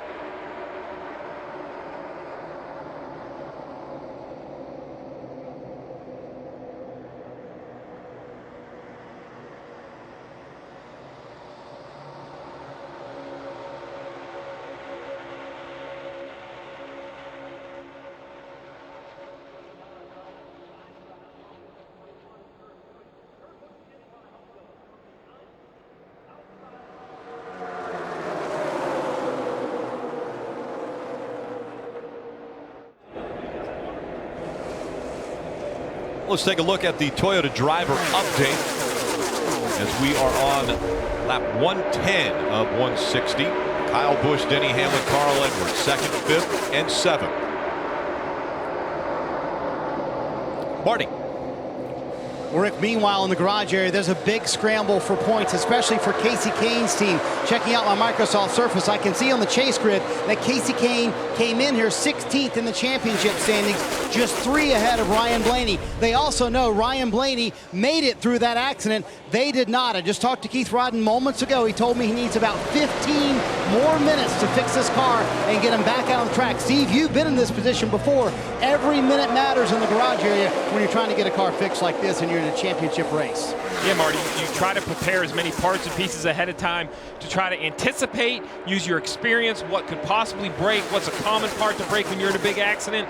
But it takes time, and it's that balance, Rick. How fast do you want to repair it versus how much time you want to take to make sure it's correct. And you look at the chase grid, every point's going to matter around that cut line. 16 drivers will have an opportunity with 10 races to go in the season to win a championship. That's why the line at the bottom of the 16th place car, the Ryan Newman, number 31. And you see Tony Stewart has made it into the top 30 in points because now he is 11th on this list. That's why the line's below Ryan Newman. And we're seeing the intensity level pick up here as the laps wind down. Way more side drafting, really aggressive blocking. You know, again, we talked about it earlier.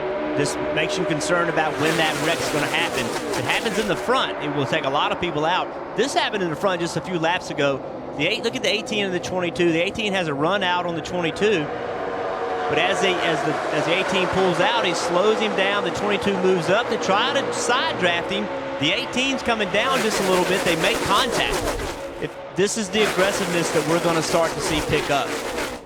This is what makes me nervous. As a former driver, I know the result of too much side drafting. And both of you talked about it at the beginning of the show. Track position so important, and everyone trying to hang on to that position, not give any up, but also at the same time, if you're not up front, you need to find a way to get by guys. Well, that's just what the 17 of Ricky Stenhouse is trying to do. He jumped to the third lane. Dale Earnhardt Jr. still has a little damage, but they pitted 5 times to try to get the damage repaired, trying to push the 17 of Ricky Stenhouse Jr., trying anything. They know they're not going to just be able to get up there with 5 or 10 to go. They need to work. 48 laps is a long time, but not when you're in the back of the pack. Those laps go by very quickly. Less than 50 laps to go on this 4th of July weekend. If something happens on the track, we'll break out a commercial and bring it to you.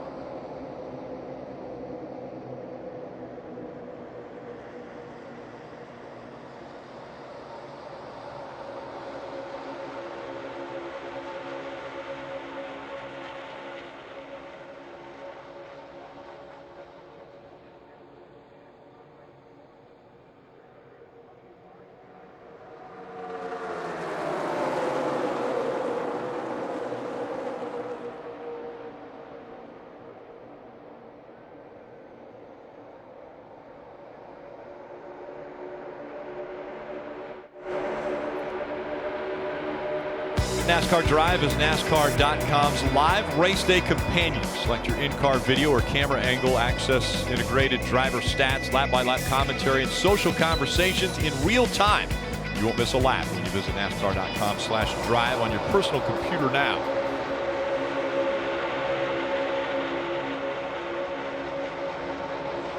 Brad Keselowski, Kyle Busch, Kurt Busch, Denny Hamlin, top 4. Hamlin starting to fall back. He doesn't have any friends on that inside line. And so he drops back quickly until the 42 of Kyle Larson picks him up. Rick, we talk about Daytona and opportunities for drivers. You look right here in the top 6 or 7. Casey Mears in 4th, Ricky Stenhouse in 5th, Austin Dillon in 7th, Trevor Bayne in 8th. A win here would move them forward, get them into the chase. They've been very aggressive. They've missed the big pack. Now they're up racing for the lead, racing in the front, learning how this draft is working. All right, let's talk about strategies. We are now under 43 to go. Brought to you by Smithfield Foods, Steve. Well, I think the strategy is track position. We talked about it at the top of the show. I like the approach Brad Keselowski, Joey Logano, Kyle Busch have taken. All have the lowest 3 best running position. They're fighting very hard to run towards the front. I feel that's how they missed the big crash, is they were in front of it. I like that strategy. Race hard, be up front.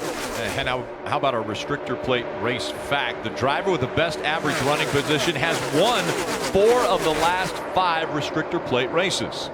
I know the goal is to get to the finish, and there has to be a balance. Do you protect points and get to the finish? I think that does work, and it might work tonight for Tony Stewart, who had to get in the top 30. But if you're talking about a win, and you look at Keselowski, Kyle Busch, they have wins. An accident, while no one wants to get into them, they don't really need the points. They're here for the trophy. All right, let's go through the field, brought to you by Nationwide. Hey, Rick, here's another restrictor plate fact for you. Brad Keselowski, your leader, he has 4 restrictor plate wins, all at Talladega. I asked his crew chief, Paul Wolf, why he hasn't had the same success here at Daytona. Wolf says he spent endless hours trying to answer that question. Hasn't come up with it just yet. They've got the same chassis they ran here in February, but a new philosophy behind the body, and it seems to be working out pretty well right now, Kelly. Last week's top 10 finish snapped a 4-race streak for Kyle Busch, where he had finished 31st or worse. His crew chief Adam Stevens says it's been frustrating but not concerning. Not concerning because they've been thinking outside of the box, trying some new things to try and learn about these race cars when it comes chase time. Right now, Kyle Busch happy with the balance of his race car, Marty. Kelly, you might be able to argue that nobody in this front pack wants to win more tonight than Kurt Busch. Sure, he's got the win at Pocono that puts him in the chase, but one thing he doesn't have, a restrictor plate win between Talladega and Daytona. 61 career starts. He is an ofer in the win category. Told Tony Gibson once again, car getting just a little bit too loose, Dave. Coming into the race tonight, Marty, Ryan Newman was 13th on the chase grid, just 20 points above the cut line. Thankfully, during that wreck, the only part of the damage, the car that got damaged, you can see the black front end, was the front. But it was only ductwork that they had to work on. The radiator was not damaged. That would have been critical. They fixed that part, put a new nose on it, and sent Ryan back out, and the car is okay. Okay. We talked about the prestige of winning at Daytona. The only driver in the top 6 with the win, Kyle Busch.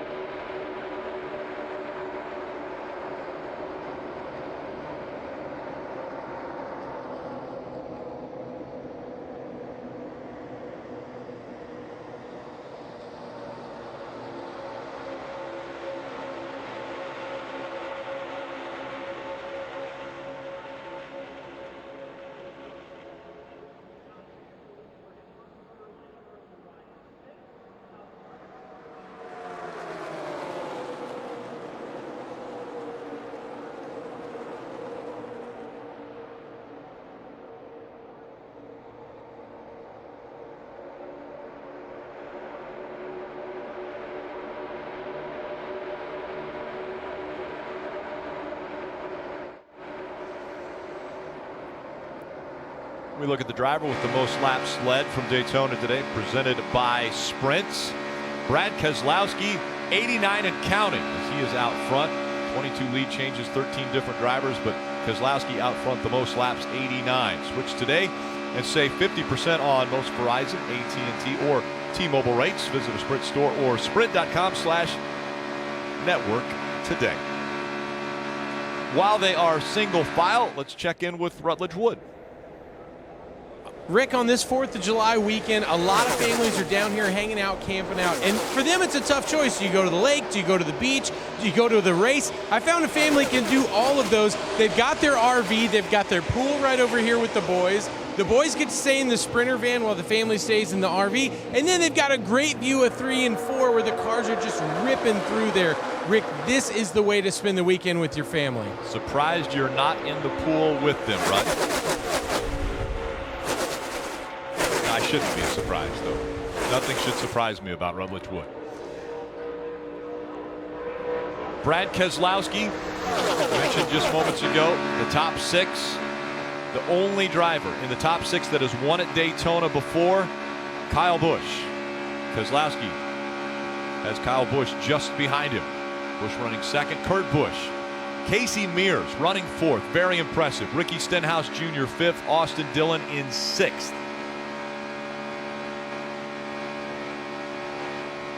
Hey, looking at the cars, you can see right here, Kurt Busch is not able to pull all the way up to Keselowski, and there's a reason for that. We go in the wind tunnel, and you can see the leading car has the air blowing over top of it. That gives an opening for the car behind to pull up, but he can't pull all the way to the rear bumper because you've got this bubble of air that prevents you from being able to pull up. We hear drivers talking about, I can't pull up quite like I want to. That's why. Look at this example right here. Yeah, Denny Hamlin wants to get all the way to the rear bumper of Kyle Busch in the 18, but as he closes in, he kind of pushes the 18 away. That's that bubble of air. As you get close to the car in front of you, not only does it stop your momentum, but you start to help his. We talked about side drafting and pulling cars back. When we talk about drafting in line, it's all about compressing that air between the 2 cars. The goal is to get to their rear bumper before you start to help the car in front of you. Less than 33 laps to go. Out front, it's Brad Keselowski. We go NASCAR side by side.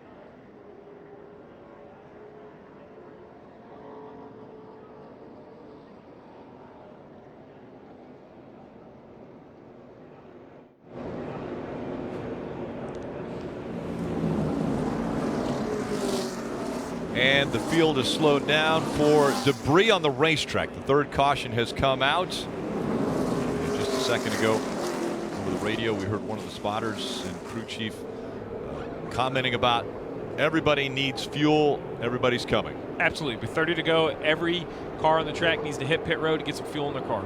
That was the debris. We saw it on the track. It was one of the hoses, Marty. Rick Kurtbusch will come in running third. Tony Gibson has reminded him a couple of times, take care of your tires, do not slide them. He gently comes into the stall because it's going to be fuel only for Kurtbusch and a bottle of water to cool him down, Mike. Instruction to Brad Keselowski is to stop short because the 23 is right in front of him. He does that. He hits his marks, gets Sunoco race fuel, and away. He stalled it just a little bit, but finally away, Kelly. AC Mears has been happy with his race car, so it was fuel only. And Kyle Busch, speaking in code, they went Batman. Apparently Batman is also fuel only. Kyle Busch wins the race off of pit road. Brad Keselowski drops that one spot. We'll be back for the restart.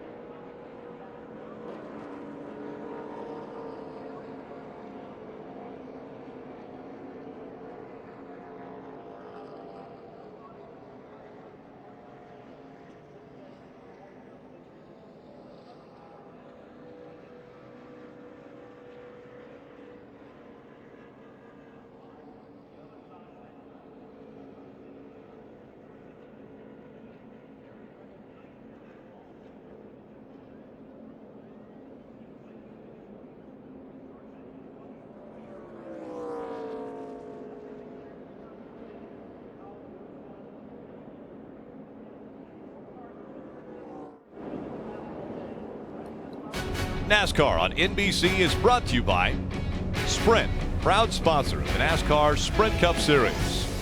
Toyota, let's go places. And by Coca-Cola, taste the feeling. And tonight on NBC SN, make sure to tune in as Krista, Kyle, and DJ will recap, take over everything that took place tonight in the race. NASCAR America post-race show presented by Advanced Auto Parts, as well as NASCAR Victory Lap, all live from here in Daytona. We go NASCAR nonstop.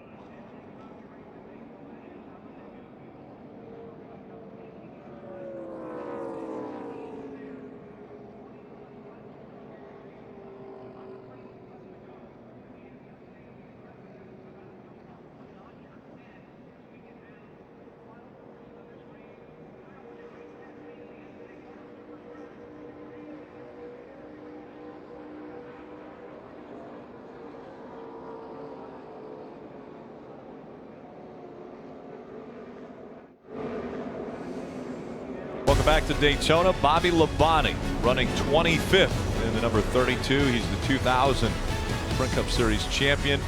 You see on the hood, hashtag Orlando. A lot of drivers also with stickers on their cars, recognizing the tragedy that took place in Orlando, just 68 miles from here. Restarts about to get underway once again as we're 2 by 2. Pace car off the racetrack back in the restart zone. 26 laps of racing to go.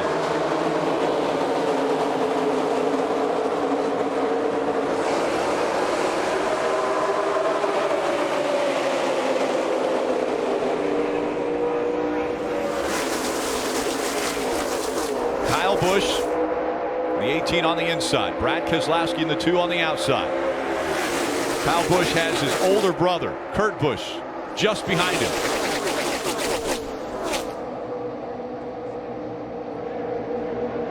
Kyle goes all the way down to the double yellow line, the out of bounds line. You cannot advance your position below the double yellow line.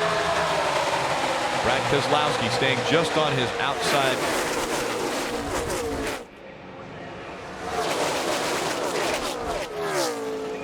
Casey Mears in position 4. You know, smaller team. We talk about Daytona being an opportunity for teams. It's a great example of someone that's in position to win this race that could make their year winning this race.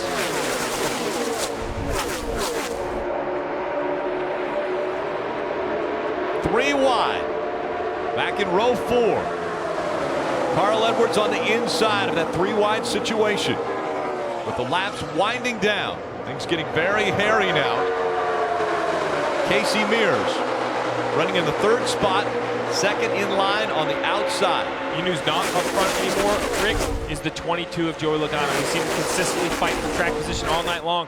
Kind of jumped off that strategy in this last pit stop. We saw a lot of gas only, a lot of 2 tires. Joey Logano, Todd Gordon, they decided to put 4 tires. With 24 to go is still a long time. If he can somehow work his way out of the middle of that pack, his car perhaps will handle better than the leaders. You mentioned track position so important. Right now he doesn't have it. Casey Mears not normally running up in the top 5, but tonight the 38-year-old out of Bakersfield, California, trying to hang on to that 3rd spot right now. Kelly. Casey Mears has been so strong in these restrictor plate races. He's finished in the top 10 4 of the last 6 races here in Daytona. His crew chief simply saying these races take patience, and Casey is a patient racer. Well, the 2-car of Brad Keselowski ahead of him telling them, hey, push us as hard and as much as you want, Marty. You talk about a year that could be made for Casey Mears. How about for Austin Dillon, the man pushing him? If they can win tonight, they know they'll make their way into the chase. Slugger Labby got the team together earlier this week and had a meeting. He said, I'm going to hurt some feelings in this meeting, but we need to come together as a team. They circled tracks that they thought they could win at. This was number 1 on the list. They thought they could win tonight here in Daytona, Mike. Perhaps one of the dark horses in the field tonight, Marty, is David Reagan. He has 2 career Sprint Cup Series wins, both at restrictor plate tracks, and he's got a little bit of incentive. The paint scheme on his car, designed by 16-year-old Haley Randall, a Shriners Hospital patient who also works on her father's dirt late model car. She designed this paint scheme and is hoping to see it in victory lane tonight. Yeah, you talked about Logano losing spots. Well, the 14 of Tony Stewart in those pit exchange, he did fuel only, so he gained spots. So now we see Tony Stewart in the 14 car on the bottom of the racetrack. All night long he's been riding around the back. Now he's got track position. Let's see if he can take advantage of it. Outside line is moving. Brad Keselowski. A big gap now between he and the 18 of Kyle Busch. Casey Mears running 2nd at Daytona. Brad Keselowski's led 96 laps already as we go NASCAR nonstop.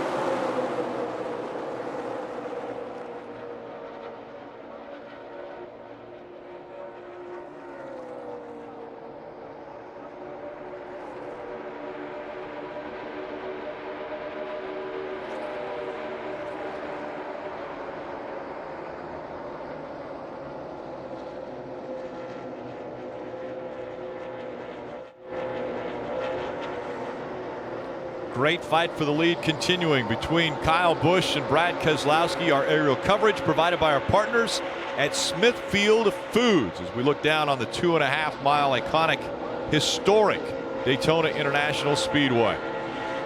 And this is getting to be incredible. Jeff, we've got side-by-side racing for the lead up front. 17 laps of racing to go at Daytona. Yeah, no question. You saw, while we were gone, you saw Austin Dillon. He's sitting there running in 6th. Didn't quite have enough momentum. They kind of hung him out, but he didn't go that far back. He only went back about 9th or 10th. But every position in this part of the race really starts to matter. It's the further back you get, the more difficult it is to work your way back through this pack and find your way to the front. Drivers trying to win their way into the chase. Drivers like Casey Mears in the 13 or Austin Dillon in the 3. How about Tony Stewart, the 3rd car on the inside line, changes lanes right here. Last week's winner, a week ago, maybe ruled out of winning. In his final season, comes back to victory lane at Sonoma, now has a chance to go back-to-back at Daytona. And how about Ricky Stenhouse in the 17 car? Here's a guy who's driving for Roush Fenway. They on a long dry spell, haven't won races, has some speed tonight, would be huge for him. Big crossover move by Brad Keselowski. He gets to the bottom of the track, and he'll take the lead back away from Kyle Busch. And now they're getting aggressive.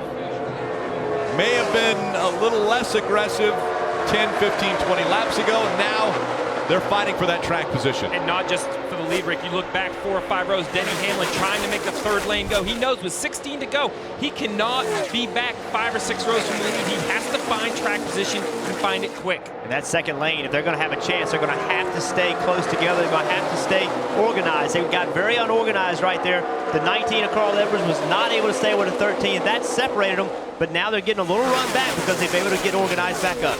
Dave, you got something on the 19? Jeff, he would not be aggressive with his race car tonight when it wasn't handling to his satisfaction. On that last stop, they put right side tires on and told Carl it is go time. Crew Chief Dave Rogers told me this morning Carl's never had a restrictor plate win in 47 races on both Talladega and Daytona, and that nothing less than a win would be acceptable tonight. He's trying to make that outside line work now. Well, Dave, the 19 thinks they have a good car with 2 tires. I like the 22 of Joey Logano on those 4 fresh Goodyear Eagles. He's really, really being aggressive on the bottom line, and with a better handling race car, he can shove those cars off into the corner. Make the ill-handling cars obvious. The 22 you mentioned earlier, he was in the middle of the pack. Well, guess what? He is toward the front now as we go NASCAR nonstop.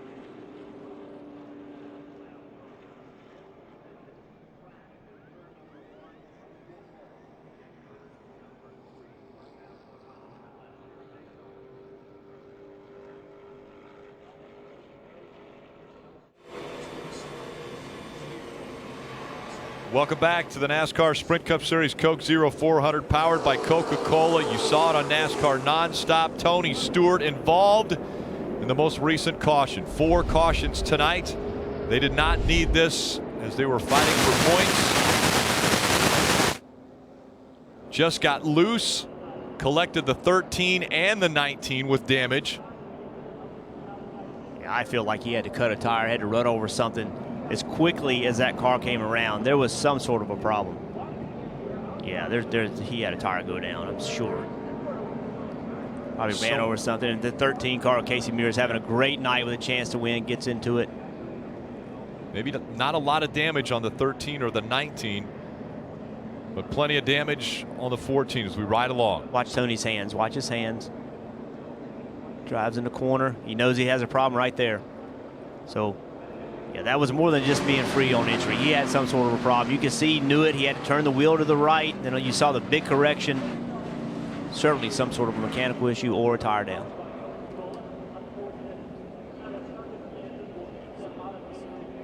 .13 Casey Mears, as you mentioned, having a great night, nowhere to go. Ryan Blaney, that seems like that is pretty severe contact on the right front of Ryan Blaney's car. 19 of Carl Edwards, a lot of damage. The 6 of Trevor Bayne gets pretty fortunate here. Just a little bit of damage so far. Really, I think that won't hurt the 6 as much. So the 14 of Tony Stewart's terminal as they will put him on the back of the tow truck.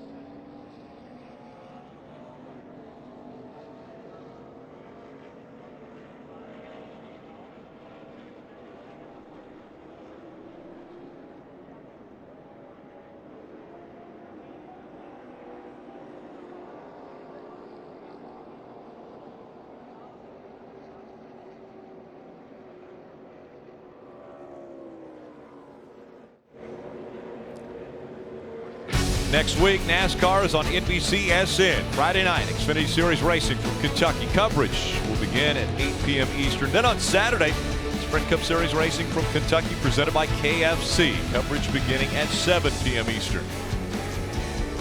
Under 10 laps to go.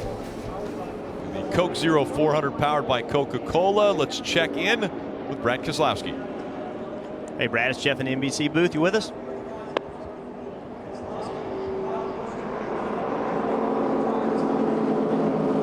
Hey, Brad, it's Jeff in the NBC booth. You with us? 10-4, what's up, Jeff? Just checking in with the race leader. Wondering what you're going to do to win this race. Keep it out front. I hear if you're leading on the last lap, you win the race. What do you think? Well, that's the easy part. I want to know how you're going to win it. Well, 18.2, 41, they all look pretty good. Just going to have a really good restart, I think. That's probably going to dictate the winner. And someone's going to lay back and get a big run and just try to make sure that I can hold it off if I can get the lead on the restart or keep it at least. So, sounds easy. It's a lot harder than it looks, I can tell you that. You've done a great job all night of maintaining pace and trying to block and keep the cars behind you from getting a run on you. Is that going to be the key, you think? Yeah, that and the restart. You got to get clear on the restart, which those Gibbs cars are always really good there. So, I got my teammate behind me, with Kyle, and Joey Logano, my teammate, but I get a little bit of help from him, right push at the right time. We got a real good shot at it, so proud of that. Like to put the line of struck parts forward in Victor Lane. All right, bud. Thanks for taking some time. Good luck. We'll be watching. 10-4, thanks, buddy. How often do you get to talk to the quarterback when they're making that last drive right before the end of the game? And Brad Keselowski joining us. What a great sport he is to be able to chat with us before the end of this race. And the calmness. I mean, think about what's on the line. You have a chance to win at Daytona. You have the chance to win this race and go home with a Daytona trophy. He's not won at Daytona. He's won four plate races, but they're all at Talladega. To come to Daytona and have a chance to leave here with that trophy, it means a lot to your career. Yeah, and you mentioned how much Daytona means to your career. Think about Kyle Busch and his history at this racetrack. Just beginning of last year in his Xfinity car, had this huge accident coming through the trial near the end of the race. A small spin, the car takes a hard left, and this impact in the inside wall is just a huge impact. They've since changed the angle of the wall, added some safer barrier, breaks both legs in that impact. And then it didn't end there. Final practice earlier this weekend, right rear tire blows and up the racetrack he goes. Hard contact here. Thank goodness for those safer barriers. See how hard he hit the wall, almost a head on impact. He was still moving forward, but the angle at which he hit is so scary. That safer barrier did a great job. And Nate Ryan's talked all weekend on all the different programs about the safety innovations NASCAR has made with the seat belts, how they mount to the seat. The tracks have added safer barrier, changed the angles of the wall. We say it time and time again, safety is something you have to continue to strive for as you make gains. NASCAR looks at some of these crash race cars. There's always a way to improve, but they have made great strides. You see just the Austin Dillon crash from here a year ago. Him being able to walk away from that, truly amazing. Yeah, we talk about these safer barriers and the better seats and all the things we've been talking about all week long, but at the end of the day, you still have to have the courage as a driver to put that out of your mind. You know, none of it's your fault, right? It's out of your control, but you still have to get yourself in that race car, put those belts on, and go out and do everything you can to win this race. These drivers are extremely courageous to put that stuff behind you and move forward. Oil and fluid being put down by the 14. That's what they're cleaning up right now on the racetrack. We were listening in just moments ago to the 41 radio. Here's what they had to say. Yeah, I mean, we're going to go right through all the oil that's up there. So obviously we're going to have to leave it behind us. We're all trying to work a deal. I know that 18 wants us to help him. I want 11 to help us. We just want one of us to beat the other two. They're going to push each other. They call restrictor plate racing chess at 200 miles an hour, and right now they're already working on strategy. But in chess, you don't get to push your other players, right? Like in this game right now, when they drop this green flag, it's going to be full contact racing. You want your rear bumper, your front bumper on the guy's rear bumper. You're going to be laying your fenders on his quarter panels, trying to slow that guy down. To win this race, to even have a good finish, you have to be aggressive. You're going to have to forget about the potential for wrecks and go after it. Well, Jeff, you mentioned a good finish. How about some of these contenders in the top 10, guys that we don't normally talk about at some of the 1.5 mile and 2 mile downforce tracks? David Reagan running 5th in his Toyota. Michael McDowell in his Chevrolet running 8th. Clinton Boyer right behind him in 9th. A.J. Allmendinger in 10th. Some cars that need not just good runs, great runs. For David Reagan or Michael McDowell to run inside the top 10 here at Daytona would be such a huge accomplishment. Dave. And Rick, what about David Gilliland, currently going to restart the race in 12th position in the 35 car?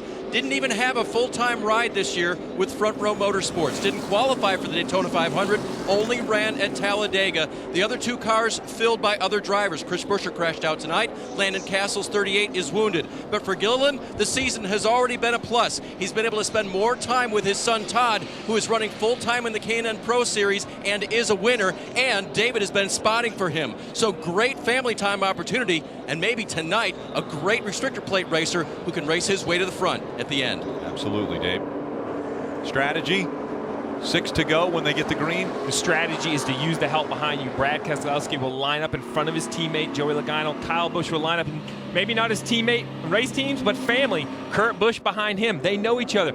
I look for Brad Keselowski, that left hand out the window. Give a little signal to Joey Logano, because the key would be for Joey Logano to go and get to his bumper before Brad goes. Brad mentioned it.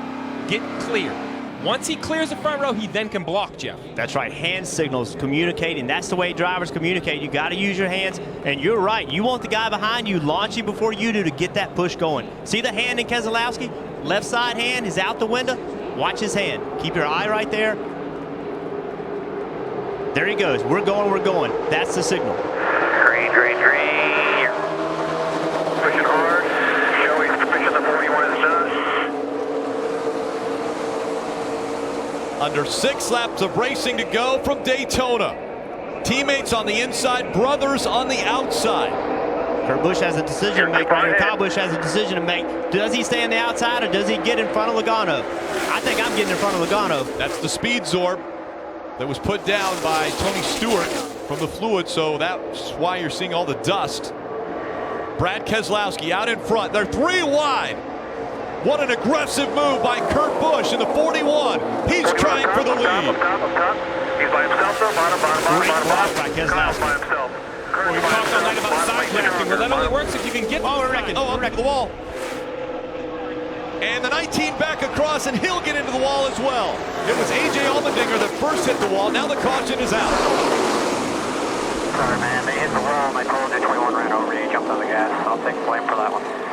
Also damage to Bobby Labonte. We saw early that was A.J. Allmendinger in the 47 that got up into the wall. Didn't go around, but then the 19 of Carl Edwards did get into another car as he hit the wall. We've talked about it. You have to get so aggressive, and you know you're going to see these wrecks because the aggression level has to get so high. It's inevitable. Again, the 47 of A.J. Allmendinger comes up the racetrack. Has a little help there. Yeah, the 42 and the 15 got together first, and that got the 15 up the racetrack, and that's what started it. Yeah, and then the chain reaction. The 19 looks like he got out of the gas. The 21 was behind him, didn't get out of the gas as quick, got into the bumper of the 19. That's just the chain reaction. Yeah, this start, see the 42? 42 checked up, the 15 was in the back of him. He got up the racetrack. 10, 12 cars behind. These guys getting the wreck. Had nothing to do with the start of it, but they got the worst of it. 5th caution of the night. On board here with Dale Earnhardt Jr. You see the bounce off the wall in front of him. He's out of the gas. Here. Just brush the wall. Everything's good. Everything's good. Second. Go low. Keep coming. Come on. Toss us out. Toss us out. Pretty quick talking there for TJ Majors, spotter for Dale Earnhardt Jr.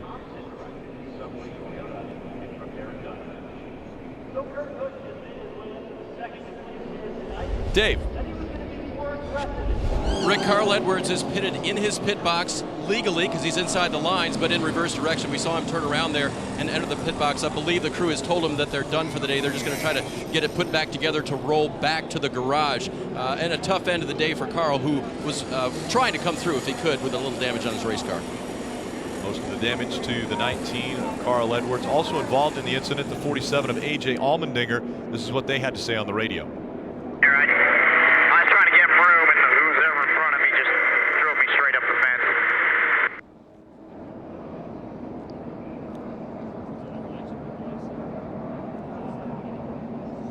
That was the chain reaction. A.J. Allmendinger up into the wall, grazed the wall, and then behind him, Carl Edwards, a little bit harder hit. Marty. Well, Rick, Tony Stewart out of the infield care center, and the one thing you said you couldn't have happen tonight happened. You drove a great race to that point, but it seemed like the car just kind of snapped around all of a sudden. What do you think happened? I got loose into one there, and hadn't been loose all day, but I got loose, and then I just overcorrected for it and drove it in the fence, so definitely my fault. Were you thinking at this point, because you were so far up, that you got a shot to win this thing, Tony? No, I mean, we were one of the teams that didn't take any tires on that caution, and we put tape on the nose, and I was a little bit tight, and a couple laps before that, I came off of 4, and Casey Mears luckily was paying attention because I ran him all the way up the racetrack because I got tight off of 4. But so I tried to get up to the top, and then I got up there, and I don't know why I got loose, but I got loose going into 1. I know you were concerned about points coming in. I told you the worst it looks like you can finish is 26, maybe better with cars wrecking now. So a little comfort in that. Well, we can't gain on anybody that just wrecked, but you know, we knew we might be able to gain points here, but you know it's a coin toss that you might get in a wreck here, and for us it was more trying to take care of ourselves. And when that big wreck happened, that really opened the door for us to really take care of ourselves. 2 of the 3 guys that are around us in points got caught up in it. So you know, I probably should have been smart and just sat back a little bit, but you know, at that point with 30 to go, I mean, we were in position to get a top 5 out of it, so we had to take a chance. Tony Stewart, fine, Rick, but a little disappointed. Yeah, the worst he will finish is 26th, but the better news for Tony Stewart is he won't drop out of the top 30 in points. He is +2 on that 30th position, and so with his win, he is now solidly in the chase in the 11th spot because of the win at Sonoma. Jamie McMurray on the line at 16th in points. Mike. Well, Rick, Brad Keselowski, your leader, has a kind of a difficult decision to make here, whether to start on the outside lane or restart on the inside lane. His spotter just came over the radio and said, hey, look, Joey's probably going to be down low, but the higher lane may have a string of better cars. So it's a difficult decision to make right now. Loyal to his teammate or go with a lot more energy behind him. Jeff, what would you do? I take care of myself. I tried to get who I think is the best car behind me, but there's no way of knowing that. I mean, I just don't. I don't know what the right decision is. I just think you got to put yourself in the best position possible. I don't know. I don't trust my teammate because he's on 4 tires. And I think he can do more than I can do because he's on 4 tires. Well, I'm going to take the opposite approach. I would line up in front of my teammate. If I was Paul Wolfe, I would be telling Brad Keselowski we need to line up in front of our teammate for the simple reason that I think Brad Keselowski's best chance to win this race is to clear the front row. And that all happens in the first 1,000, maybe 1,500 feet after the start-finish line, that initial push. He has to get that time correctly. If he doesn't clear it, we were talking about side drafting. The only way the two can protect is to be single file by himself, protecting both lanes. Well, that's the choice that he made. And when, you have to trust your teammate. They work very well together. I don't know. I don't like that guy pushing me in front of the other guys, and now he's in second if we clear him, and the guy with 4 tires is in second. That's what makes me nervous. Well, we get to do this again next week. NASCAR is on NBCSN. Friday night, Xfinity Series racing from Kentucky. That coverage beginning at 8 p.m. Eastern. Then Saturday, the Sprint Cup Series takes on Kentucky, presented by KFC. That coverage beginning at 7 p.m. We are going to overtime. What that means is when the green flag flies, they will need to get all the way to the overtime line on the backstretch. Once they get to the overtime line, if the race leader reaches the overtime line without a caution coming out, the next flag will end the race. So if a caution would come out, the field would be frozen. If they're able to continue on for that next lap, get the white flag, get all the way around, we finish under green, they'll get all the way to the finish line. And guess what, Rick? If they don't get to the overtime line, we'll do it again. We'll do it again. And again. As many times as we need to. Yes, sir. And actually, last night, we went into overtime in the Xfinity Series, and Ryan Newman addressed it in the drivers' meeting with the NASCAR officials. Actually, it got a little bit heated with Ryan Newman and the officials. It ended with Ryan Newman saying, I hope you guys do better the next time it comes up. And getting ready for the restart. Into the restart zone. Green flag back in the air. 2 laps of racing to go. This is what's going to happen.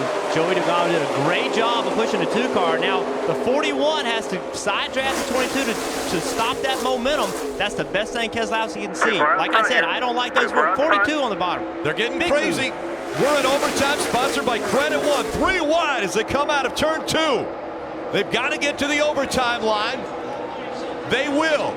This will be an official restart. Brad Keselowski out in front. Kurt Busch right in his tire tracks. 3 wide behind them. Coming back to the start-finish line. Looking for the white flag. One more time around. Brad Keselowski out front. Kurt Busch running second. A big run by Kyle Busch on the outside. Here comes Kyle. Kyle in the 18. He has help from Trevor Bayne in the 6 behind him. 18-6 up top, soft behind the 41. 2 by 2 behind Brad Keselowski. The final time down the backstretch.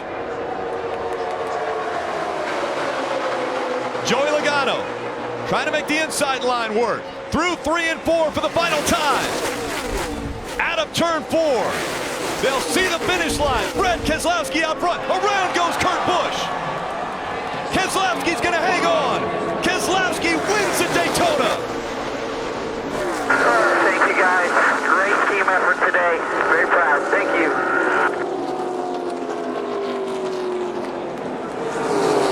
Kurt Busch slides across the finish line. Brad Keselowski had never won at Daytona before.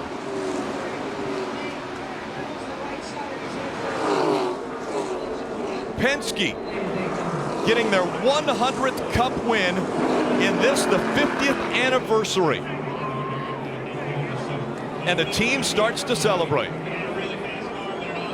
Right, Daytona. Daytona, we talked about it at the beginning of the show.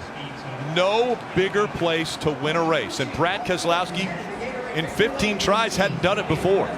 He does it tonight. And you heard him mention he's a Sprint Cup champion, but that's how important this racetrack is to this series, to these drivers. Your strategy was right. He got his teammate behind him. His teammate did a great job of pushing him out front, and then Brad did an even better job of blocking all the runs from coming from behind.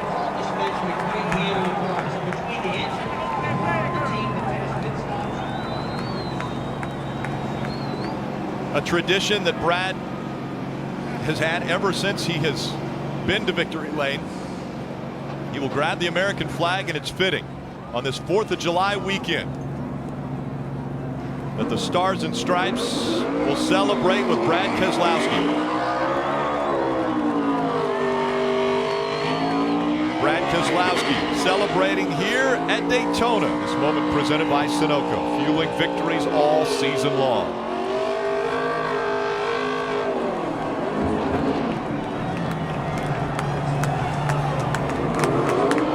Fireworks on the racetrack, and we're about to see a race. Brad's last win came at the last restrictor plate racetrack. He was able to win at Talladega. Now he backs it up at Daytona. 2 wins on the season in the chase. Snaps the streak of different winners. It had been 8 races, 8 different winners. Well, Brad Keselowski has earned a 100th victory for Team We saw fireworks on the racetrack throughout that race. Yes, we did. I tell you what, I like what Keselowski did. He committed to running in the front all night long. He blocked all night. From lap 1, he started blocking. He knew what his car would do. He knew what it wouldn't do. And when it came time to execute, he had learned all that stuff throughout the day. And when the chips were down, he 100% did everything he needed to do to get this race win. We talked all night about side drafting. We saw how aggressive it could be. Brad Keselowski knew that. He put his teammate behind him on the final restart. Joey Logano gave him the push to be clear. That can prevent the side drafting. Blocked all the runs. Great work by Penske organization, the 2-car. How about Joey Meyer on the roof? We heard him during the race. Busy those last 2 laps trying to keep Brad Keselowski out front. Fireworks off the back stretch. Lake Boyd in the infield on this Independence Day weekend. The victory by Brad Keselowski, the celebration by Team Penske. We'll be back to hear from him next.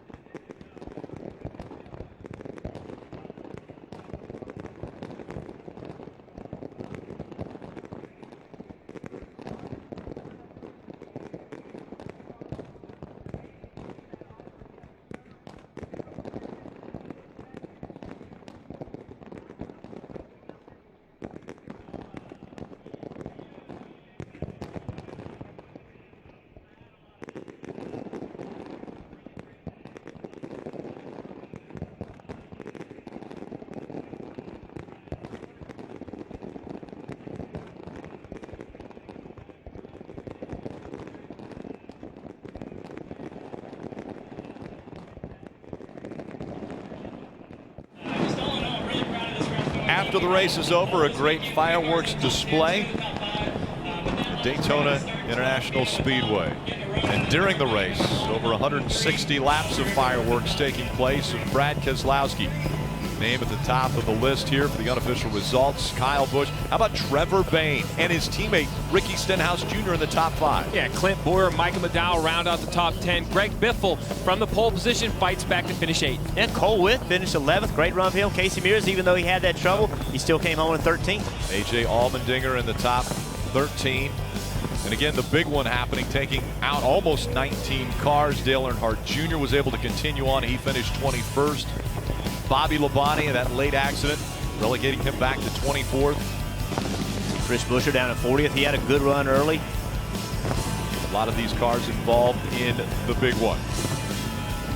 As we look forward, just 9 races to go until we get to the chase. After 17 races, 11 drivers have won. And Rick, what a summer it's going to be. Look, with Tony moving into the 11th spot, how tight that made it. Austin Dillon only plus 29. Look all the way down to AJ Allmendinger in 20th, only out by 16 points. And small things make a big difference. Ryan Newman was able to get, even though his car was wrecked, he was able to get a decent finish tonight, kept him in the top 15. He was one of those many cars that was involved in that wreck.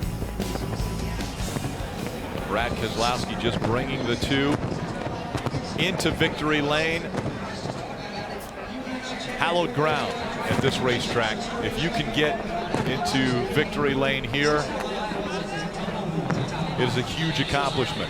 Brad Keselowski, you can tell in his voice, he is a Sprint Cup champion, winning the highest possible thing that you can win in racing, in stock car racing, a Sprint Cup championship, and he felt great about the fact that he won at Daytona. Mike.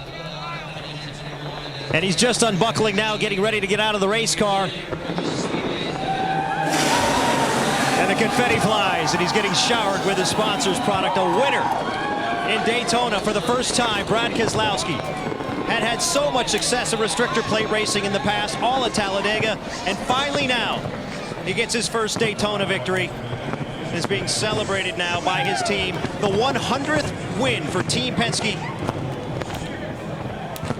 And Brad is enjoying it immensely. It was a hard-fought victory for sure. How did you hold off the Busch brothers and your teammate in those closing laps? Well, them guys were doing a heck of a job. Kyle and Kurt worked together really well, but my teammate Joe Logano, a huge part of this today.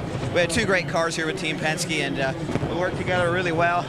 Joey's won here, and he's really a pro, especially on that restart. It gave me the push I needed to, like I was telling Jeff Burton on TV, to get to the front. And here we are, it's Daytona victory lane. I don't care if it's the 500, it's Daytona, and this is huge. I love this place, and here we are in victory lane with the Detroit Ford, and it's amazing. What's it been like being so successful at Talladega, but up until now, not being able to get here? Well, it's been a kick in the you-know-what. I'll tell you, I doubted myself here, and we came here for the 500, and quite honestly, Mike, we ran like dog crap, and my team worked on it. I didn't give up on them, and I believed in my team believed in me, and we went to work and put together a better car, and it really showed today with a great effort for our whole team. Really proud of everybody.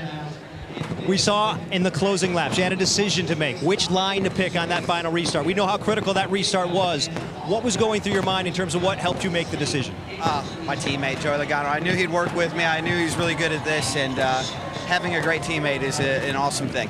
Congratulations. Thank you, guys. Appreciate it. Happy Independence Day, everybody. Brad Keselowski celebrating the 4th of July in a big way. A win here in Daytona, his 20th of his career, and the 100th for Team Penske. All smiles for Brad Keselowski and team. 27 different lead changes between 13 drivers. There's more live coverage from Daytona coming up on NBCSN. Over an hour of coverage. The NASCAR America post-race show presented by Advanced Auto Parts, followed by NASCAR Victory Lap. Coming up next on NBC, your late local news except on the West Coast, and later tonight, Saturday Night Live with host Tina Fey and Amy Poehler, along with musical guest Bruce Springsteen and the E Street Band. Sweet music for Brad Keselowski. He finally gets the win at Daytona. Congratulations. This copyrighted telecast may not be reproduced, retransmitted, or used in any form without the authorized written consent of NASCAR Broadcasting. NASCAR would like to thank all of our loyal fans for your continued support, and we hope you enjoyed today's broadcast.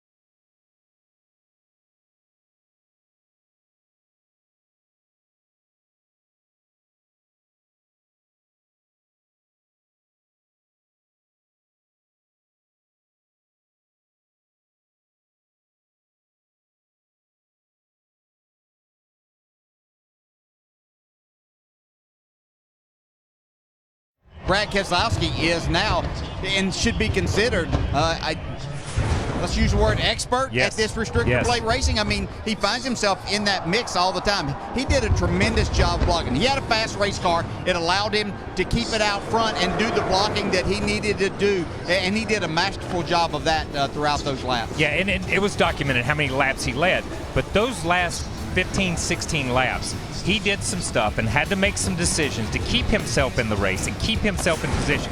He knew he could run out front. He knew he could lead this thing and can make some moves. But when it gets tight at the end of the race, when everybody's trying to make a move, then it gets a lot harder, and he made some really, really solid decisions. And there you see the chase grid and the big story, one of the biggest stories coming into this race. What would happen to Tony Stewart? He had to win and finish in the top 30 in points. That's where he has to be after Richmond to make the chase. He had the win at Sonoma last week. He said this is a big question mark. It looked like Smoke was going to be in really good shape. He had some issues. We're going to talk about that throughout the post-race show. As of right now, though, Kyle, he's in. He's in by the skin of his teeth. He is in. He was in a lot farther than that until that accident happened. He's told us in the pre-race show, I'm going to the back, I'm going to ride, that's my strategy.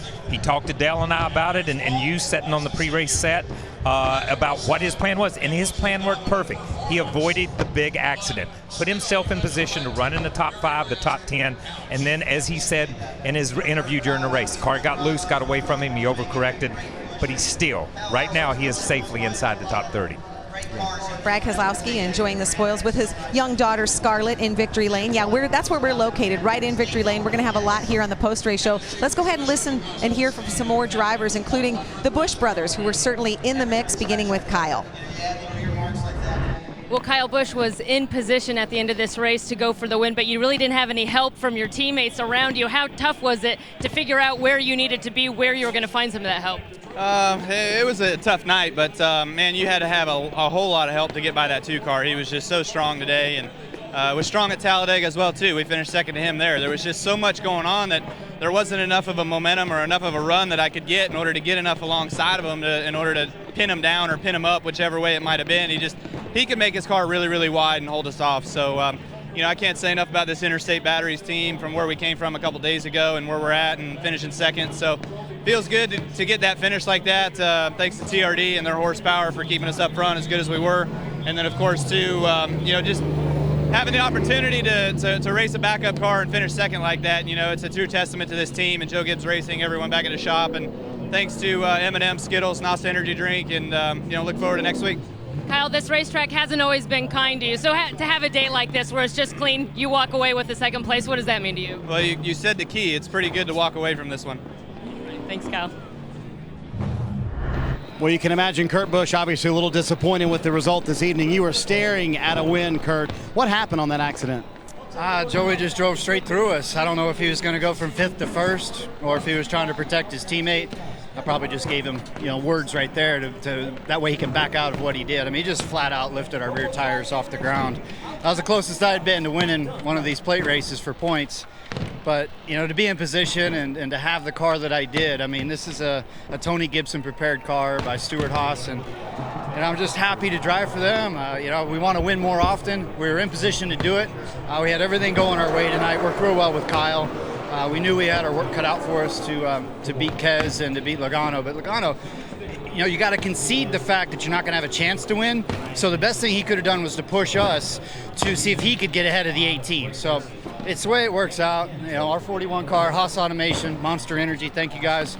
We'll keep digging. We might have been able to be the points leader tonight if we could have finished, but we're just having a great year, and this isn't going to deter anything. I know how bad you wanted the plate win. On that restart, were you thinking, we've got this, we're in the right spot, because you're on the bottom line? Well, part of it's being in the right spot, and we were in the right spot, and the car was moving real well. It was shaking real well as far as like jiving left and right, and guys were pushing us really good. Back here in Victory Lane here on the post-race show, and Kurt makes some really good points. Kurt Busch has had 3 runner-up finishes here at Daytona, more than any other driver without a win, and he said this was the closest he had ever come to a win. He has been so close so many times.